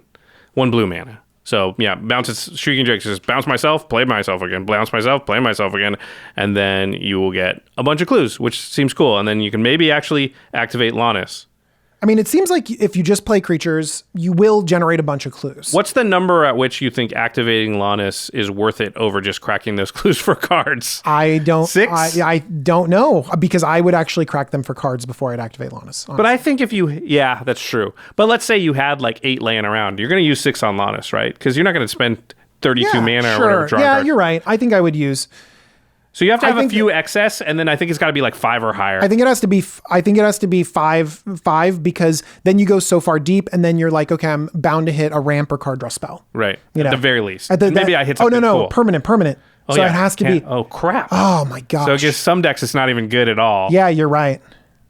So maybe now it's got to be more like 6 before it really does, because I have to go deep enough to hit like their relevant bomb creature, like their big creature. Or I just want to get something. I know, but it's not good if you waste 5 clues and get like a mana rock, right? No, it's not good at all. Okay. Hopefully you have enough mana so you can start cracking these clues.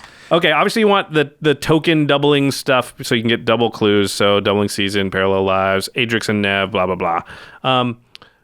Okay, I like how you worded this. Follow the clues to find. What are we trying to find when we follow our clues? First thing is mana. Urza Lord High Artificer can tap the clues to make some blue mana. That's pretty sweet. That's pretty sweet. Turns them into mana rocks. Exactly. Kaidel, Chosen of Krufix. Taps for mana equal to the number of cards you've drawn that turn. So you go clue, tap this thing for 4. Yeah. Nice. And then I like crack that. for some more clues and stuff like that. And then Inspiring Statuary. Oh, yeah. Just, again, sort of tap the clues for mana. It's for improvised, so it's for non-creature spells, non-artifact spells. Yeah. Yep. You can also use the clues to find cards. Yep. Follow the clues to find cards, like a card like Shimmer Dragon, 4 blue for a 5/6 flyer. As long as you control 4 more artifacts, Shimmer Dragon has hexproof. Tap 2 untapped artifacts you control, draw a card. Oh, so if you have 8 clues. You're right. I'm not using Lonis' ability because I just might draw Shimmer Dragon. Yeah. In which case, I want my 8 clues to just tap to draw me 4 cards. Okay, that makes sense. Also, clues, don't know if you know this, but you can sacrifice them to draw cards all by themselves. And then you can also follow the clues to find wins. I like this part. Mechanized Production, 2 blue for an enchantment aura. Enchant artifact you control. At the beginning of your upkeep, create a token that's a copy of enchanted artifact. Then if you control 8 or more artifacts with the same name as that artifact, you win the game. You might not even care that it made one also. Yeah. It's just like I already had 10 when this came into play. Yeah. Oh, hey, look, it's our preview card. Rise and Shine. Yeah, this would be pretty good here.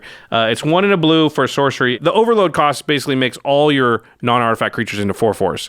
So again, you just turn all your clues into... So are you activating Investisnake when... No, because what if you draw Rise and Shine later? That's like a game-winning play. You're really playing Lonis for like the top ability only, the make clues, and you really want to have the way you win be a payoff for having a bunch of clues out, not like, hey, activate Lonis. I mean, if you ever got to some weird point where you just had 30, maybe you'd do it for 8, but if you have 30 clues, I feel like you can win somehow. Yeah, I think so. Okay. You can also blink the creatures because it's whenever another non-token creature enters the battlefield under your control, you get a clue. So you can do Deadeye Navigator, Ghostly Flicker, Thassa Deep Dwelling things. That'll also be good. Yeah, I'm sure it can go infinite with the blinking stuff, right? Yeah, as much as we kind of downplay the sacrifice clues to steal something, the clue generation is awesome. Yeah. It's just like creatures entering, clues. So I think that you're going to generate a lot of them. And this comes down early so that you're going to have it on the battlefield before your creatures. So I think that it's going to be really good for clues. Maybe keep them around because they're pretty useful. Yeah, I like clues. I still want to play the deck just because I like clues. I don't know if you know this, but clues draw you cards. Okay, let's go to the next one, which is an Elder Dragon. Ooh. It's Piru the Volatile. 2 red, white, black. So 8 mana for a 7/7. Legendary creature Elder Dragon has lifelink and flying. At the beginning of your upkeep, sacrifice Piru unless you pay red, white, and black. And then it says when Piru dies, it deals 7 damage to each non-legendary creature. This is an Elder Dragon in the old school style. It is. And I like that they kind of did the throwback to the old school style. There's a lot of lore here. A lot of people are really excited that this is here. And they also found a way to make the downside and upside a little bit, so it's not as bad as the old Elder Dragons. The old Elder Dragons had similar casting costs, and they also had that pay that 3 mana during your upkeep, or else you sacrifice it. I never like paying the upkeep, but... It's a lot, right? You pay 8 mana for the thing, and then you got to pay 3 mana during the upkeep? But now you have a little bit more control about this board wipey thing that you have. You can just not pay the upkeep, and then pow, little mini board wipe. Also, it has lifelink. It's dealing the 7 damage. It is. So if there's 5 or 6 creatures on the board that aren't legendary, you could easily gain 35, 40 life just like that, which is very powerful, actually. Yeah, that amount of life that you can gain out of just command, is really good. And it's a board wipe, too. Like, you're taking out a lot of different creatures. Yeah, I didn't really think of that when I saw the card at first, but when you were filling out our outline, you put life gain potential, and as I started to read it, I was like, holy crap, yeah, this is a life gain deck, actually, I think. Yeah, for sure. Let's talk about life gain potential. So the amount of life gain that Piru could give you is insane, because that's a modest scenario. 5 non-legendary creatures, right? Easy. That happens all the time. What if there's 20? What if they're playing the squirrel deck, right? Then you're gaining 140 life. So you can use things like Veto or Sanguine Bond, Vizkopa Guildmage. They all allow you to turn your life gain into damage against your opponents. Or you could just take all that life and spend it on stuff. So Aetherflux Reservoir, pay 50 of it to nuke someone else out of the game. In that squirrel scenario with 20 of them, you're just like pew pew, just Death Star down 2 people. Yeah, exactly. Yeah. Bolas' Citadel, cast more cards. Command the Dread Horde, we mentioned that, get more things back again. Also, Piru just killed everything. Yeah, I know, so right? you're just like, oh, sweet. And it gained me the life that I'm going to pay to bring it all. So that becomes Rise of the Dark Realms. For sure. Yeah. Felidar Sovereign, just kind of win the game. Yep. That kind of good stuff. My question was, as I was reading the life gain potential, that shell has existed, right? This life gain shell with all the cards that are like, yeah, I'm going to gain a bunch of life. I'm going to convert that into, I'm going to weaponize my life gain, right? That's not new.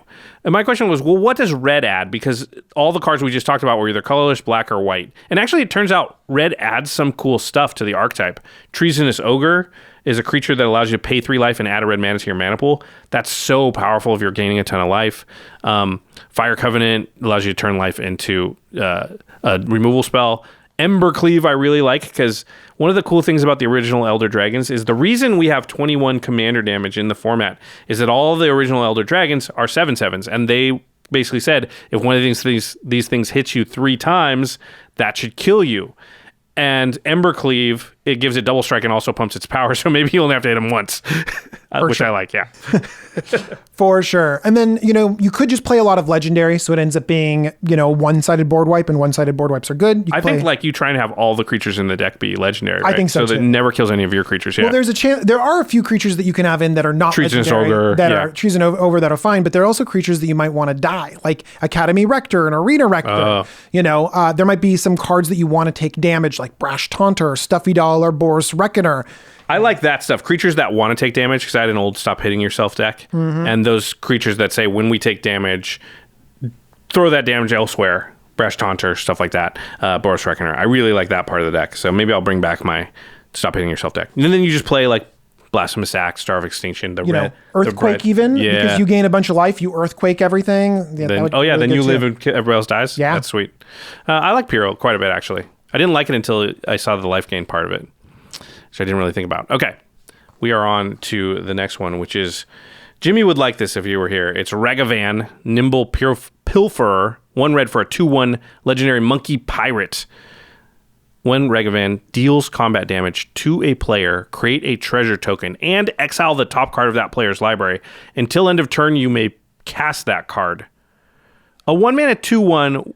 This thing is pushed to all hell. It's so pushed. Also, we're not done. It has dash for 1 and a red. So you may cast this spell for its dash cost. If you do, it gains haste, and it returned from the battlefield to its owner's hand at the beginning of the next end step. So it's a 1-mana 2/1. When it hits your opponent, you create a treasure and exile and you impulsive draw. And then it's like, well, what if it dies? You're like, well, I could dash it out for 1 and a red. It would actually be... You have to pay commander tax on the dash. You do. It's casting it from the command zone. But still, it gives it haste. So you can get your effect right away if you want to. Remember, dash returns it to your hand. So if you dash out of the command zone the first time, it'll cost 2. Then it'll return to your hand at the beginning, and you can play it at the end of the turn, and you can pay it for 1 the next turn. Play it for 1 the next turn. So, yeah, okay. Well, let's go through it. But I actually like Ragavan. I mean, it's really pushed. I like it a lot. There's a lot that can be said about just generating treasures. You make a few treasures, and then suddenly in the mid to late game, like you're playing bigger things than your opponents. It ramps you. It really does ramp you. It's so good. It exiles the top card of that player's library. Sorry, I said impulsive draw. That's not really what that is. I don't know what to call that, but it impulsive draws your opponent. Mm-hmm. Now, an interesting thing that it says you may play that card until end of turn. So let's say cast or play. Oh, sorry. You may cast. Yeah. So you can't play the lands. So I play Ragavan. I attack DJ. I get a treasure and I exile the top card of his library and I can cast that until end of turn. It doesn't say you may use mana as though or mana of any color though. But the good thing is it gives you the treasure. So the treasure can create mana of any color. It's very clever, actually, that they have that built in, Yeah, very good design by somebody over there at Wizards. I also think you do want to do the Send Triplets thing where you put a bunch of cards in your deck that can create mana outside of your color identity. So City of Brass, Mana Confluence, Chromatic Lantern. Yes, I don't like that card generally, but I think it's good in this deck to allow you to cast those spells so that you don't have to fear, like, I've got to hold some treasure around in case I... hit something really good. I want to be able to cast it. Yeah. You probably also like do some treasure synergy, right? There's like Goldspan Dragon, which doubles the effectiveness of your treasures. I mean, if you have some treasures hanging around, you drop a Goldspan Dragon and suddenly you can play a bunch of stuff. And people win games by double spelling and deploying more things faster than your opponent. Magda, who we saw Jimmy play on game nights, cares about treasures, can go and find dragons. Captain Lannery Storm is actually pretty similar to Ragavan. Way worse. but like similar in that it creates treasures and wants to attack, right? I think Ragavan also just kind of can go in the 99 of a lot of current decks. There's like pirate tribal decks. There's the deck I played on game nights. There's decks that care about sort of low power creatures. So Subira is like that. Alesha. Yeah, you're right. Because it's pushed, like it's a good card, and so you're going to find places to put good cards. It's not going to be as ubiquitous in Commander because it's a cheap card that could be outclassed in longer games in 40 life multiplayer formats. I actually think Ragavan's quite powerful, to tell you the truth, because of the treasure. And it does give you some amount of card draw. Because, man, you play this on turn 1. On turn 2, you attack, you get the treasure. So I can play a 3-drop. If you sword of something right there. Oh, man, yeah. Like the new sword, the Truth and Justice, Feast and Famine would be nuts. And now you're just like unstoppable because it's going to hit every time, which means it's ramping you every single turn and getting you a look at a card every single turn. Like, I think that could be pretty nuts. So I think Sword ofs are like really good in Ragavan because they fit perfectly. It's play Ragavan on 1 and you're always going to be able to attack somebody on 2. So you're always getting a treasure. And then that means on turn 2, casting your sword and turn 3, equipping it. Like, you're off to the races. So yeah, and you're going to be able to pressure someone. And if someone is able to stabilize, turn to the next player and start attacking them. Yep. So you had something interesting to say here because I didn't realize this. Yeah, I knew. So this is Kari Zev's monkey. Right. So that's pretty cool. But I knew that Kari Zev was pretty popular among 1v1 commander players. Yeah. And so I looked it up, and Kari Zev is like one of the 1v1 commander players, and Magda is another like popular 1v1 commander. Makes sense because like, red, mono red, yeah. And I have a feeling that Ragavan's gonna take over a lot of more aggressive 1v1 commander games. Yeah, it feels a little better than Kari Zev to me. Although Kari Zev blanks it, right? First strike, but... Is that first strike or menace? It has menace. I thought Kari Zev had first strike. Maybe we didn't look up Kari Zev, sorry. I don't play a lot of 1v1 commander, as it turned out, and I played against that one Kari Zev deck that Jimmy played on game nights like 5 years ago. So, all right, let's go on to the next one. Svyelun. I gave it to you because I don't know how to pronounce it. Sea and Sky. Svyelun. 1 blue for a 3/4 legendary merfolk god. Svyelun of Sea and Sky has indestructible as long as you control at least 2 other merfolk. When Svyelun attacks, draw a card. Other merfolk you control have ward 1.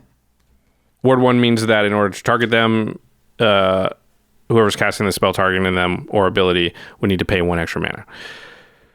So this feels like a plant for modern merfolk. Right. But I think that it's great for us. Like when you look at the other mono blue merfolk decks, like that they're not as popular. Like people have not been happy with the they're playing dual colored or 3 colored. Yeah, they are playing Kumena is a really good Simic one. And there's another one, but Capella, Warden of the Waves, is the mono blue one. It sucks. It kind of sucks. Yeah. This is so much better than it. For sure. But this is also just a good card. You just attack and you draw a card. Yeah, I like that you don't have to connect. You don't have to deal combat damage. It's just on attack. And if you've got other merfolk, you can attack willy-nilly because it's indestructible. So you're like, whatever. You're just like, attack, draw a card. Yeah. And I think that a lot of people are gravitate towards mono blue merfolk because that's like the modern deck. That's like the way that the deck was originally made. And so I think that there's a lot of cool synergies with it, honestly. I always feel kind of weird when the merfolk are not just mono blue anyway. Like, when they got white, it just doesn't feel right. It'd be like a goblin existing in another color. Like, that just doesn't seem right. There are some in Don't tell green. Josh that I have a Jund goblin deck. Yes. Oh, there are black ones too. Yeah. If it were me and I was building goblins, I would think I would build it mono red because that just feels like, I don't know, cleaner or something. Anyway. But we've got a ton of lords for this. So Master of the Pearl Trident, Merfolk Sovereign, Mero Redri, Lord of Atlantis, and it's just great. Yeah, so you can pump all your merfolk. That archetype already is sort of well known and exists. You can look up merfolk decks.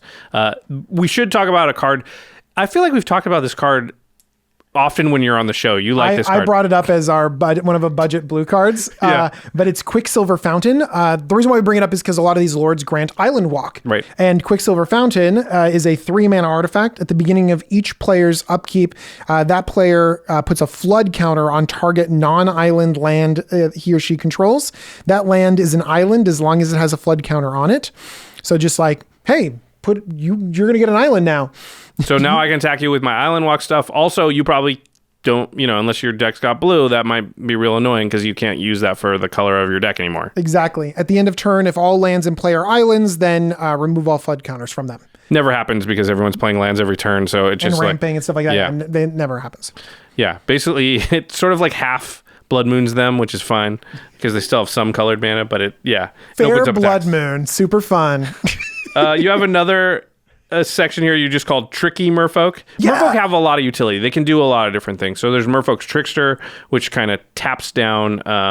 It removes the abilities of something. Yeah, and removes their abilities of a creature when it ETBs. Thada Adele. Steals an artifact when it connects. That's Very pretty cool. sweet.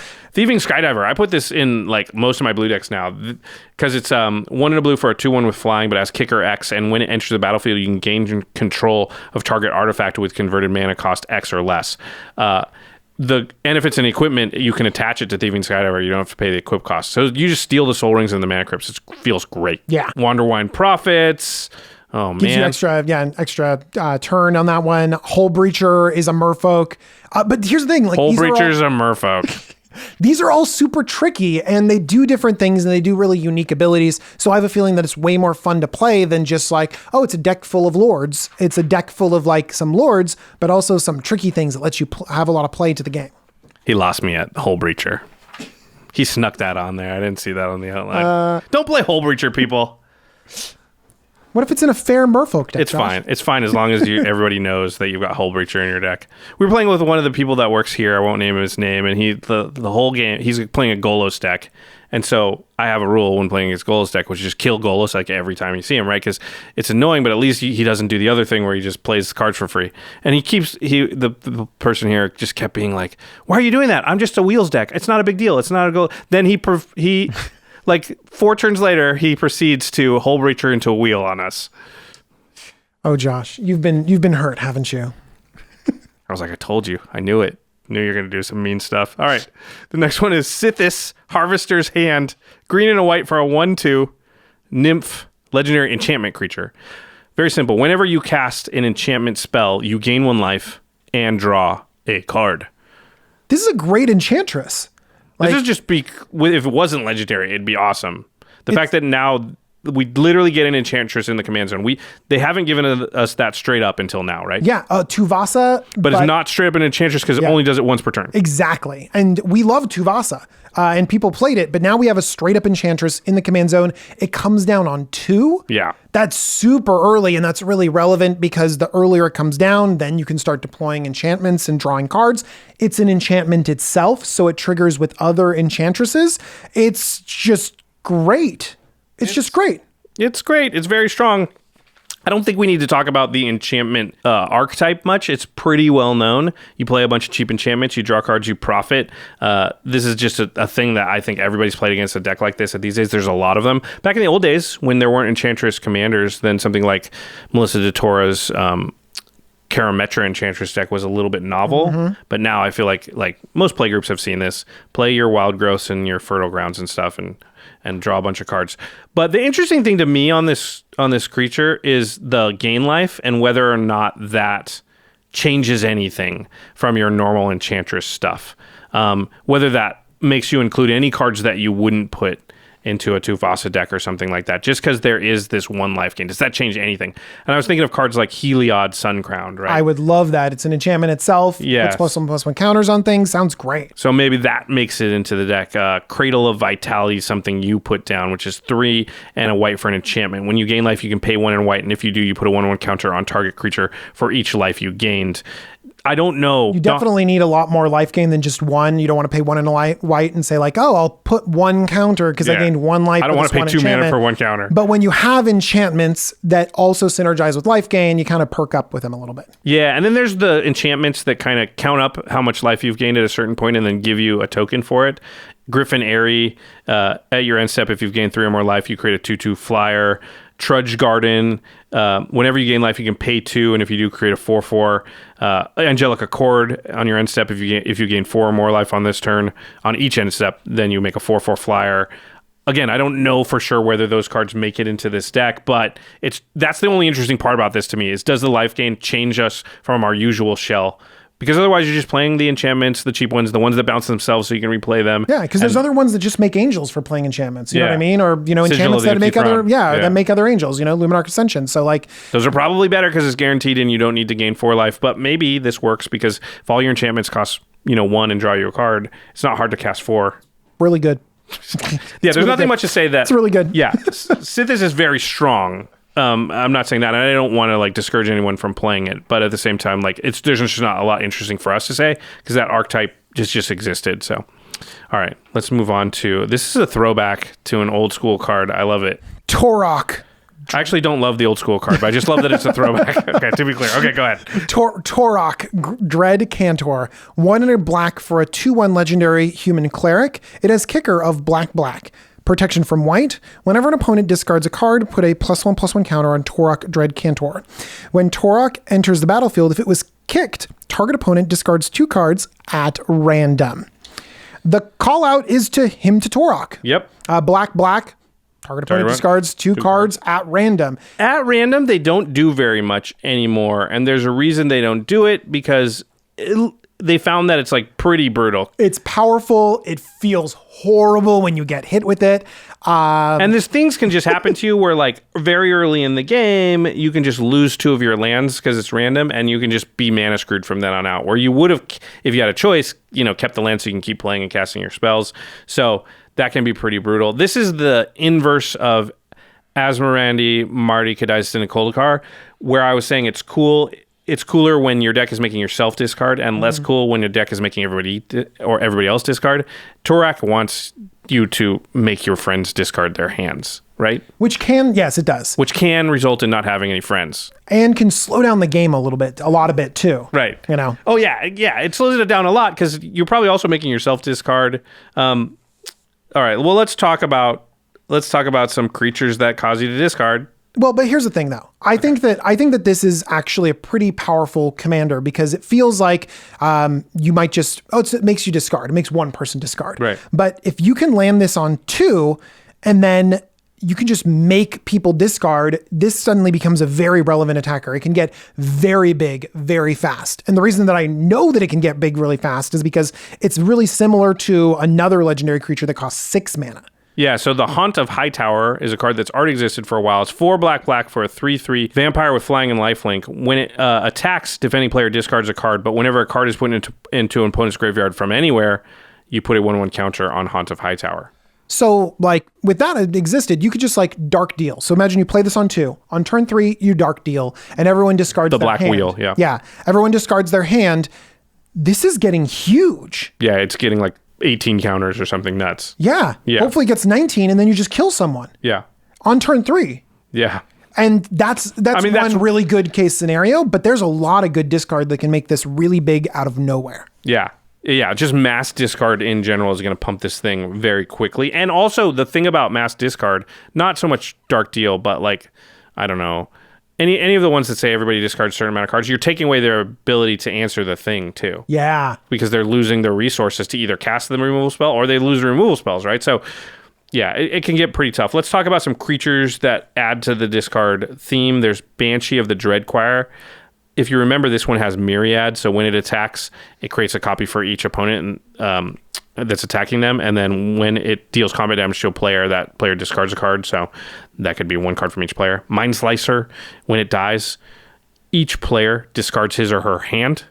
So this is one where I was doing, like I say, if you play Mind Slicer and can sack it, they could have had an answer to Torok, and it's too late now because that's in their graveyard, and if they each had more than 6 cards in their hand, then someone's dying. Torok's going to kill somebody. Yeah, probably. Muogen of Night's Reach makes everybody discard their hand. Sorry, each opponent discards his or her hand. Very expensive, but Yeah.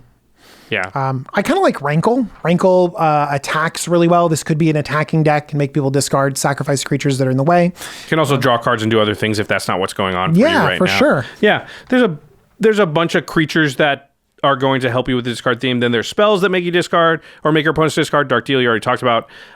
There's Siphon Mind, which goes in a lot of black decks. Each other player discards a card, and then you draw a card for each card discarded this way. So that's like a lot of card advantage, right? You get 3 cards, everybody else loses 3 cards. So against the table, you're up 6 cards there. Mind Rake, target player discards 2 cards, but you can overload it, which means each player discards 2 cards, and the overload cost is actually cheaper than the regular cost. It's 2 to overload or 3 to cast it. So again, you don't mind as much if you're discarding cards if everybody is, because that's 6 counters on your... Yeah, and like I said, it's slowing them down and screwing them up. There's a bunch of enchantments that just cause regular discard, like every turn. They're so mean. Yeah, Bottomless Pit on everybody's upkeep. On each player's upkeep, that player discards a card at random. Necrogen Miss, 2 and a black. At the beginning of each player's upkeep, that player discards a card from his or her hand. They get to choose on Necrogen Miss. Oppression, whenever a player plays a spell, that player discards a card from his or her hand. I've played against this a few times. This is rough. Because if you don't have a way to remove it right away, then casting spells costs you an extra card out of your hand, which screws you big time because you have to discard your lands or your spells, one or the other, in which case either you're just not... Like, it feels like, oh, it's one card. It's a big deal because you either can't cast your bigger spells later because you discard lands, or you don't have anything to cast because you kept your lands. Yeah. There's a bunch of enchantments that kind of work into the discard theme. Many that synergize with it too. I mean, we've seen this kind of with Tiny Bones from I don't know, kind of. Start. I think we've seen exactly. Yeah, we've seen this. We've seen a lot of this in Tiny Bones, and Tiny Bones is good. And so they can be friends together, you know? Tergrid, if you've seen that, you probably never want to see it again, but Tergrid's a very, very strong deck. I would say Tiny Bones and Tergrid are, if you want to build a slightly less mean version, maybe Turok is that. I don't even know if it is, but that's a good shell because both of those are going to have a lot of the cards that you're going to want. Are crazy. Yeah. Ultimately, I think when I first saw this, I was a little bit down because it's like target opponent. I really wanted to hit everyone in, Commander. I like the at random. That was kind of cool. The throwback is cool. The flavor is cool. But when I realized that how big it can get, then it felt very aggressive. I'm going to attack your hand. I'm going to attack you on the ground. And sometimes that's not how a lot of other discard decks work. So that felt cool. Yeah, at least it has a way to win off the discard, kind of, maybe. The problem is if they remove it a couple times, you're still going to have all the cards that make everybody discard. So you're just going to do that. Yeah. So, yeah. All right. Let's talk about, we got 3 to go. We're talking about Thrasta, Tempest Roar. It looks a lot like, what was Lightning Calamax. Butt? Yeah, it looks a lot like Lightning Butt. This is Lightning Back. Thrasta, Tempest Roar is 10 green. Yes, you heard that right. 12 mana for 7/7 dinosaur. This spell costs 3 less to cast for each other spell cast this turn.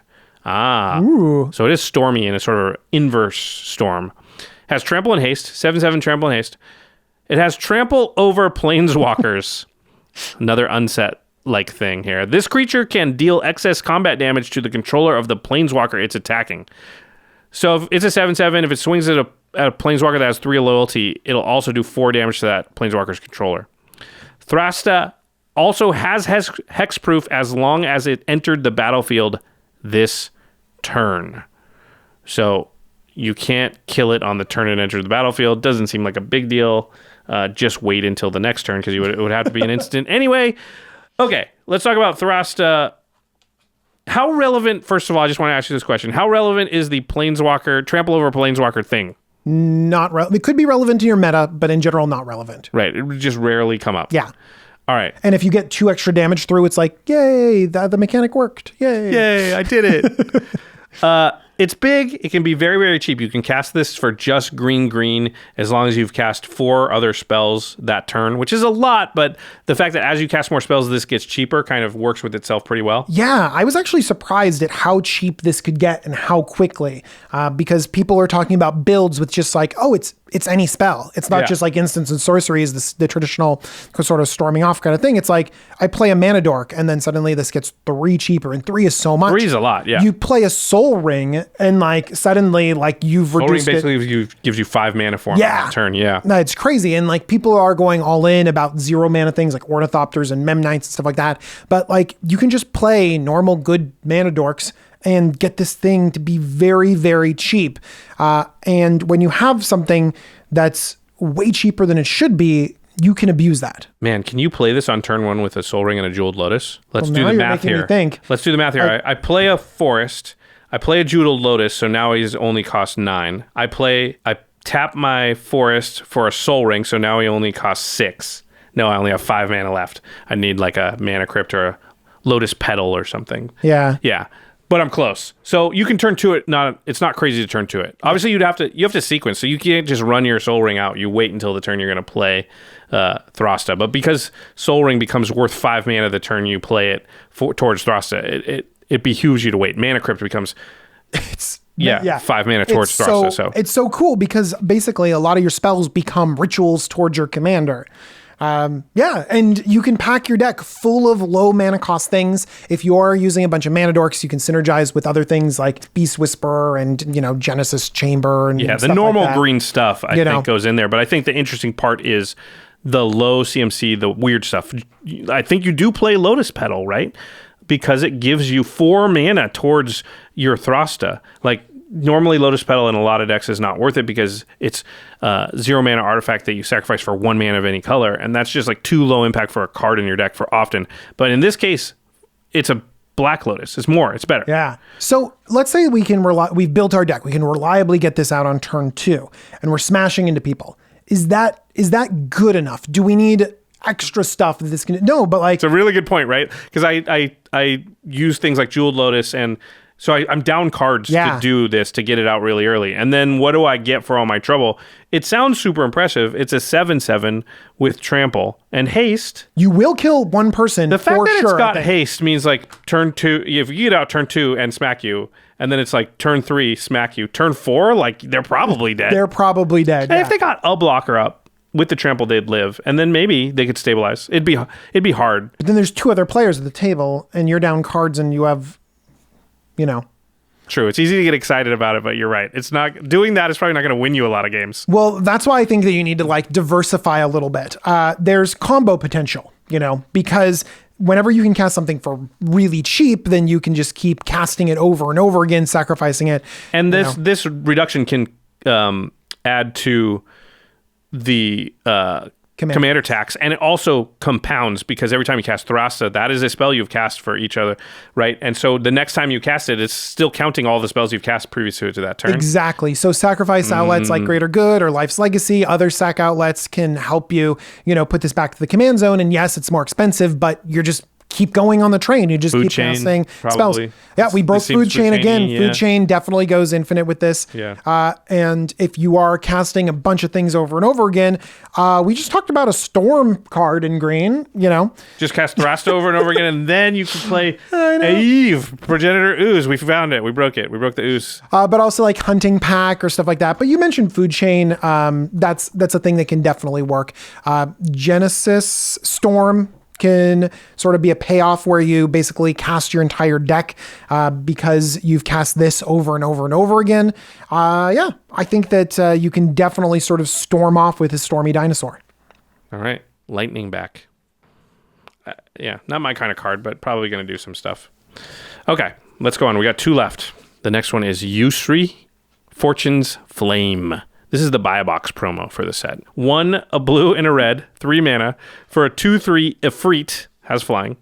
Whenever Yusri, Fortune's Flame, attacks, choose a number between 1 and 5. Flip that many coins. For each flip you win, draw a card. For each flip you lose, Yusri deals 2 damage to you. If you won 5 flips this way, which is all of them, you may cast spells from your hand this turn without paying their mana costs.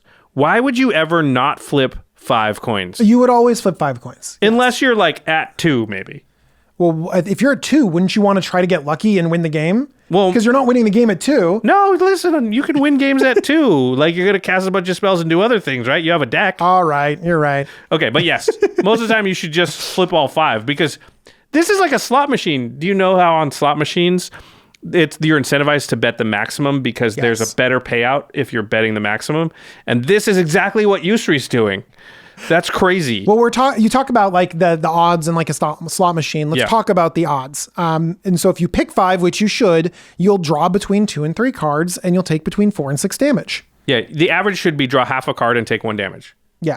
Right. So each flip is worth half a card and 1 damage. Yeah. So 2.5 cards total, or then, a card for 2 damage is what you're trading. And that's we're willing to pay that. There are cards that's what they do. Plus they cost you mana, like greed and stuff like that. What do you think the odds are for getting the omniscience ability? And well, it's 50-50, 25, 12.5, 6.25, 3.17. woo, Josh did it Percent. on camera right now. Yes, it's a. How do you that's think I know about approximately slot what it is. machines? 3.17% of the time, you will get to cast cards from your hand without paying their mana cost. That's not a non-zero amount. It's not a non-zero, but you don't like. I think a lot of people are trying to build their deck around that, and you should. Oh, well, I don't know what the odds become if you have Krark's Thumb out, though. Krark's Thumb is an awesome card. Let's read Krark's Thumb. Krark's Thumb is if you would flip a coin. Instead, you can flip 2 coins and choose whichever one you want, whichever outcome you want. So basically, that changes the odds substantially. It becomes about a 23% chance to get Omniscience if you have Krark's Thumb out. Wow. Which is great. And honestly, then it's a majority of the time you actually get 4 out of the 5 flips. Like you're very likely to get 4 out of the 5 flips and your 23% chance to get your Omniscience. Draw 5 cards and get to cast them all for free. Cast everything for free. Right, you draw 5 cards because you have to win all the flips. Oh boy. Yes. Yeah. So if you see Krark's Thumb out of this deck, you should kill U3 or Krark's Thumb like ASAP. You need to get rid of it for sure. This is really good. And there are existing coin flippy commanders out there, that this might unseat. Yeah, so there's Okun and Zyndersplit, who are the previous coin flip kings. King and queen, them, I don't know their genders, but they are the coin flip deck that it really basically exists at the moment. And basically what they do is Okun gets bigger the more flips that you win or anybody wins, and Zyndersplit draws you cards when you win flips. So, and they allow you to have a coin flip at the beginning of combat. Mm-hmm.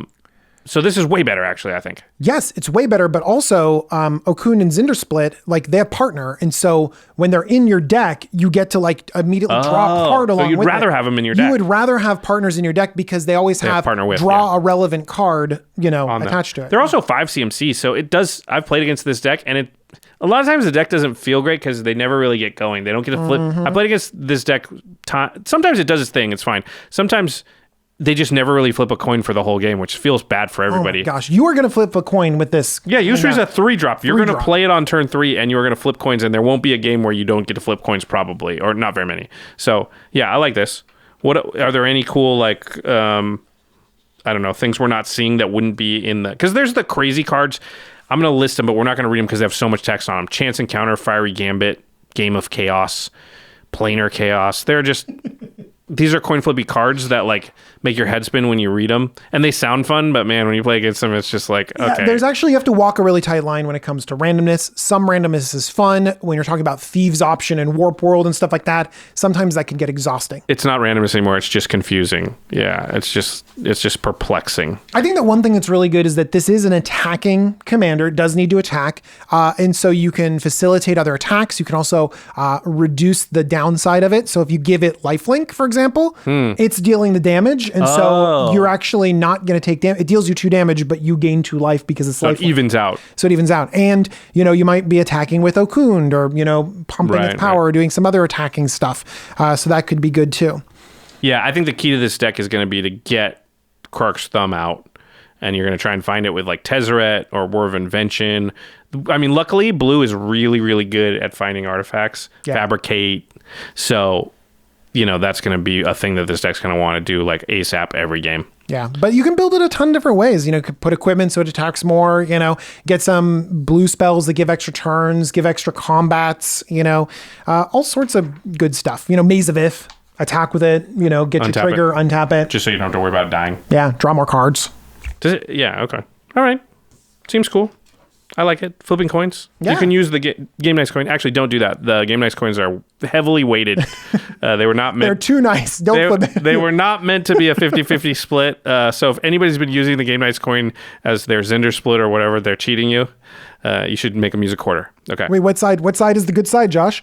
I don't know. We can flip it 3 times and find out because it will land on like whatever side that is. I think the head side comes up most because the tail side on both of them is heavier. I think.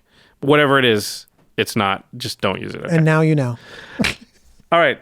The very last legendary. We're almost there. It's almost 2 hours. We can make it. It's Zabaz the Glimmer Wasp. 1 mana for a 0/0 insect artifact creature. Has modular 1. which means it enters the battlefield with a 1/1 counter on it.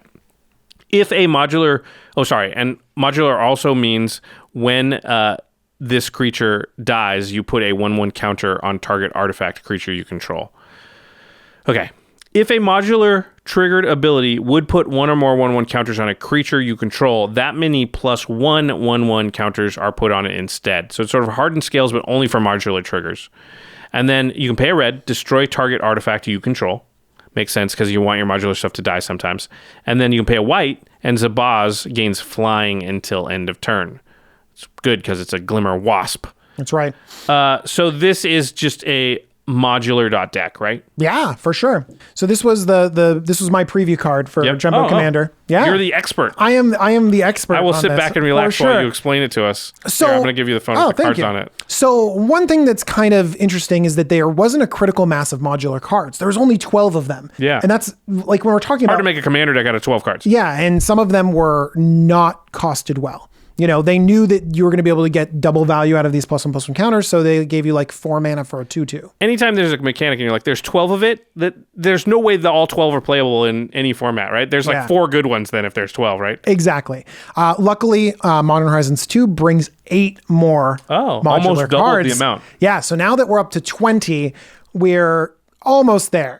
And maybe with Almost some like sculpting steel, maybe, and some copying of artifacts, you can get it done. Or some other +1/+1 counter synergies and stuff like that. But really, this is a modular tribal commander in Boros, and that's really cool. One thing to note about modular is that it's actually 2. They talk about the static ability, which it means it enters the battlefield with that +1/+1 counter. And then when it dies, it has that triggered ability. Yep. So this only hardened scales or gives the extra +1/+1 counter to that dies trigger. Your modular creatures do not enter the battlefield with or with 1 extra counter on it. So that's something that you should note going into. Modulars is like, it's not on a lot of cards and it's a little bit tricky. Yeah. But I know what the best modular card is. Yeah. The best modular card is Arcbound Ravager. Yep. It's very good. 2 mana for a 0/0 artifact creature beast. Sacrifice an artifact, put a +1/+1 counter on Arcbound Ravager, and it has modular 1. This is if you've never played against Arcbound Ravager, here's what happens. They have like 4 or 5 creatures that have modular, including Arcbound Ravager, and they attack all of them with you. Mm-hmm. And you're like, I've got 2 blockers. I can figure this out. No, you cannot.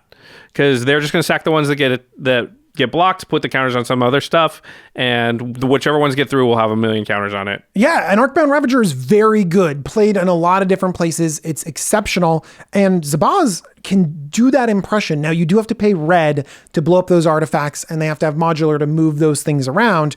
But you can do a similar thing, which is just like, that one got blocked. I'll kill it, move the counters to this thing. Exactly.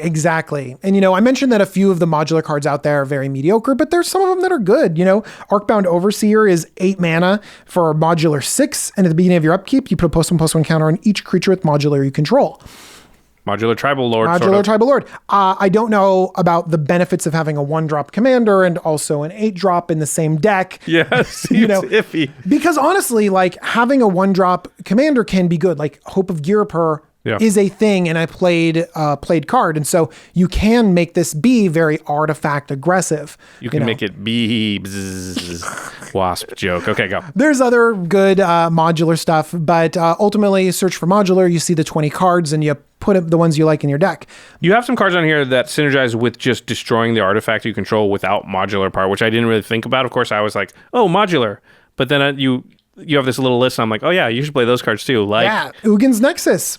5 mana legendary artifact. If a player would begin an extra turn, no thank you. And then when it gets destroyed, you get to take an extra turn. So this is a 6 mana extra turn in Boros. Yep. Which is very cool. Spine of Ishsaw destroys a thing, but when it ends up in the graveyard, you just get it right back to your hand. Things like Mer Retriever, Acre Wellspring, draw a card, destroy it, get another card back.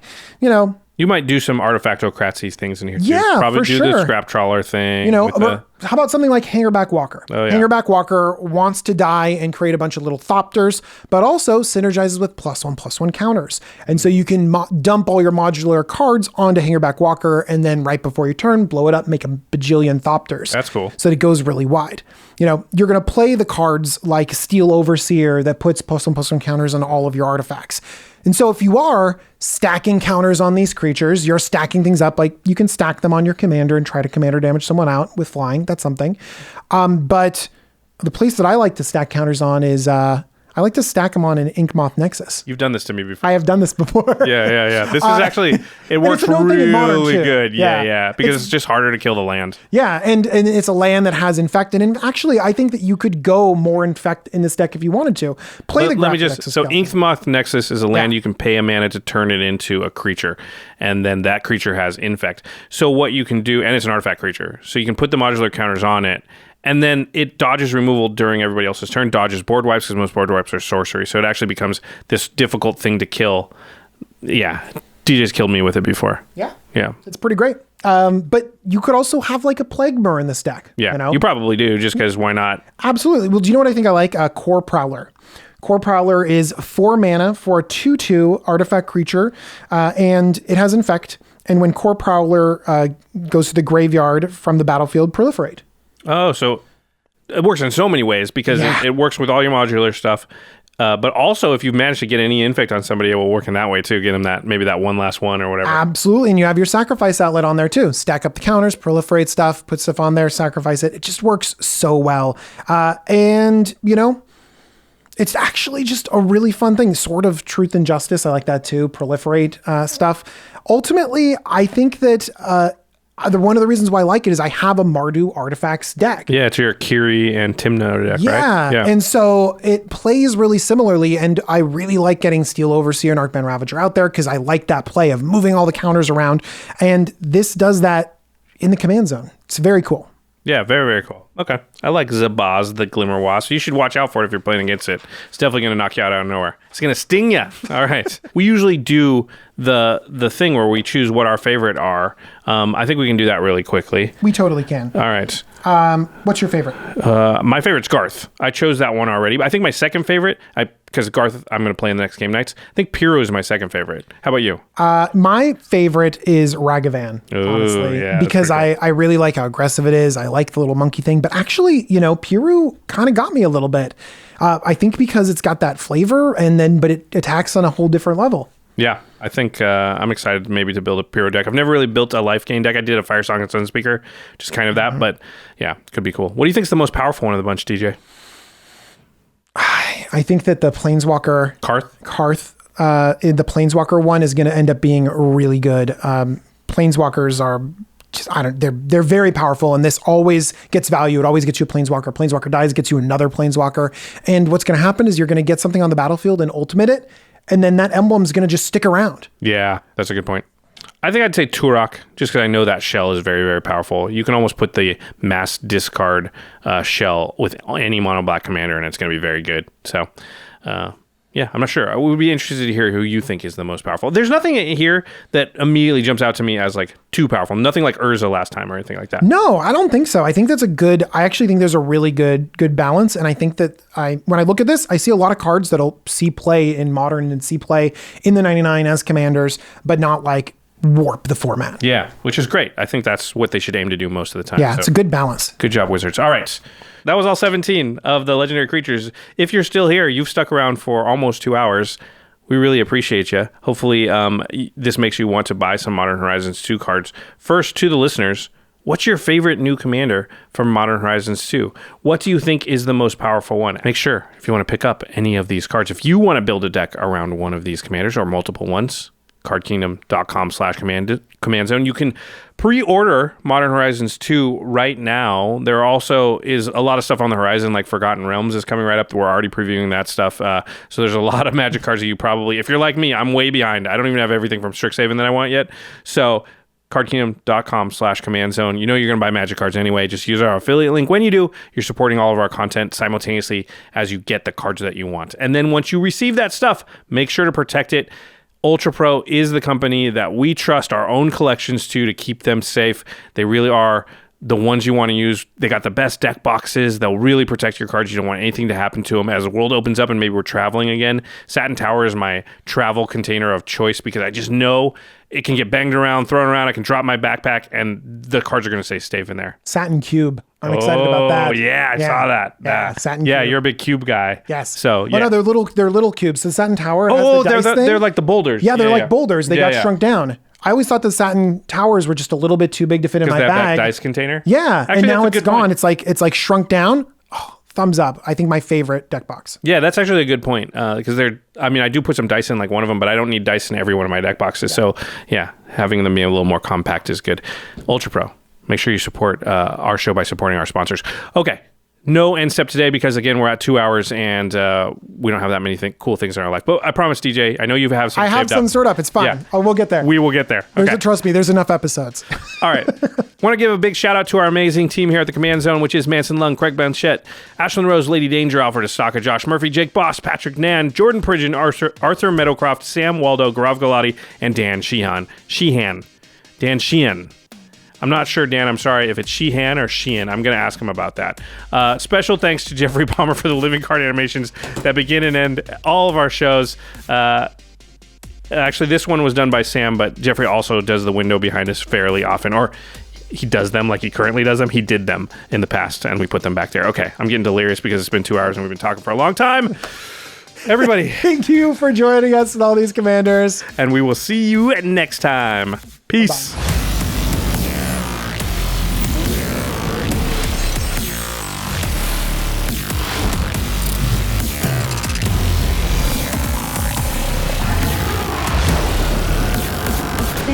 For your attention. For further inquiries, send an email to commandcast@rocketjump.com or ask us on Twitter @JFWong and @JoshLeeQuai. See you later, alligator. Greetings, humans.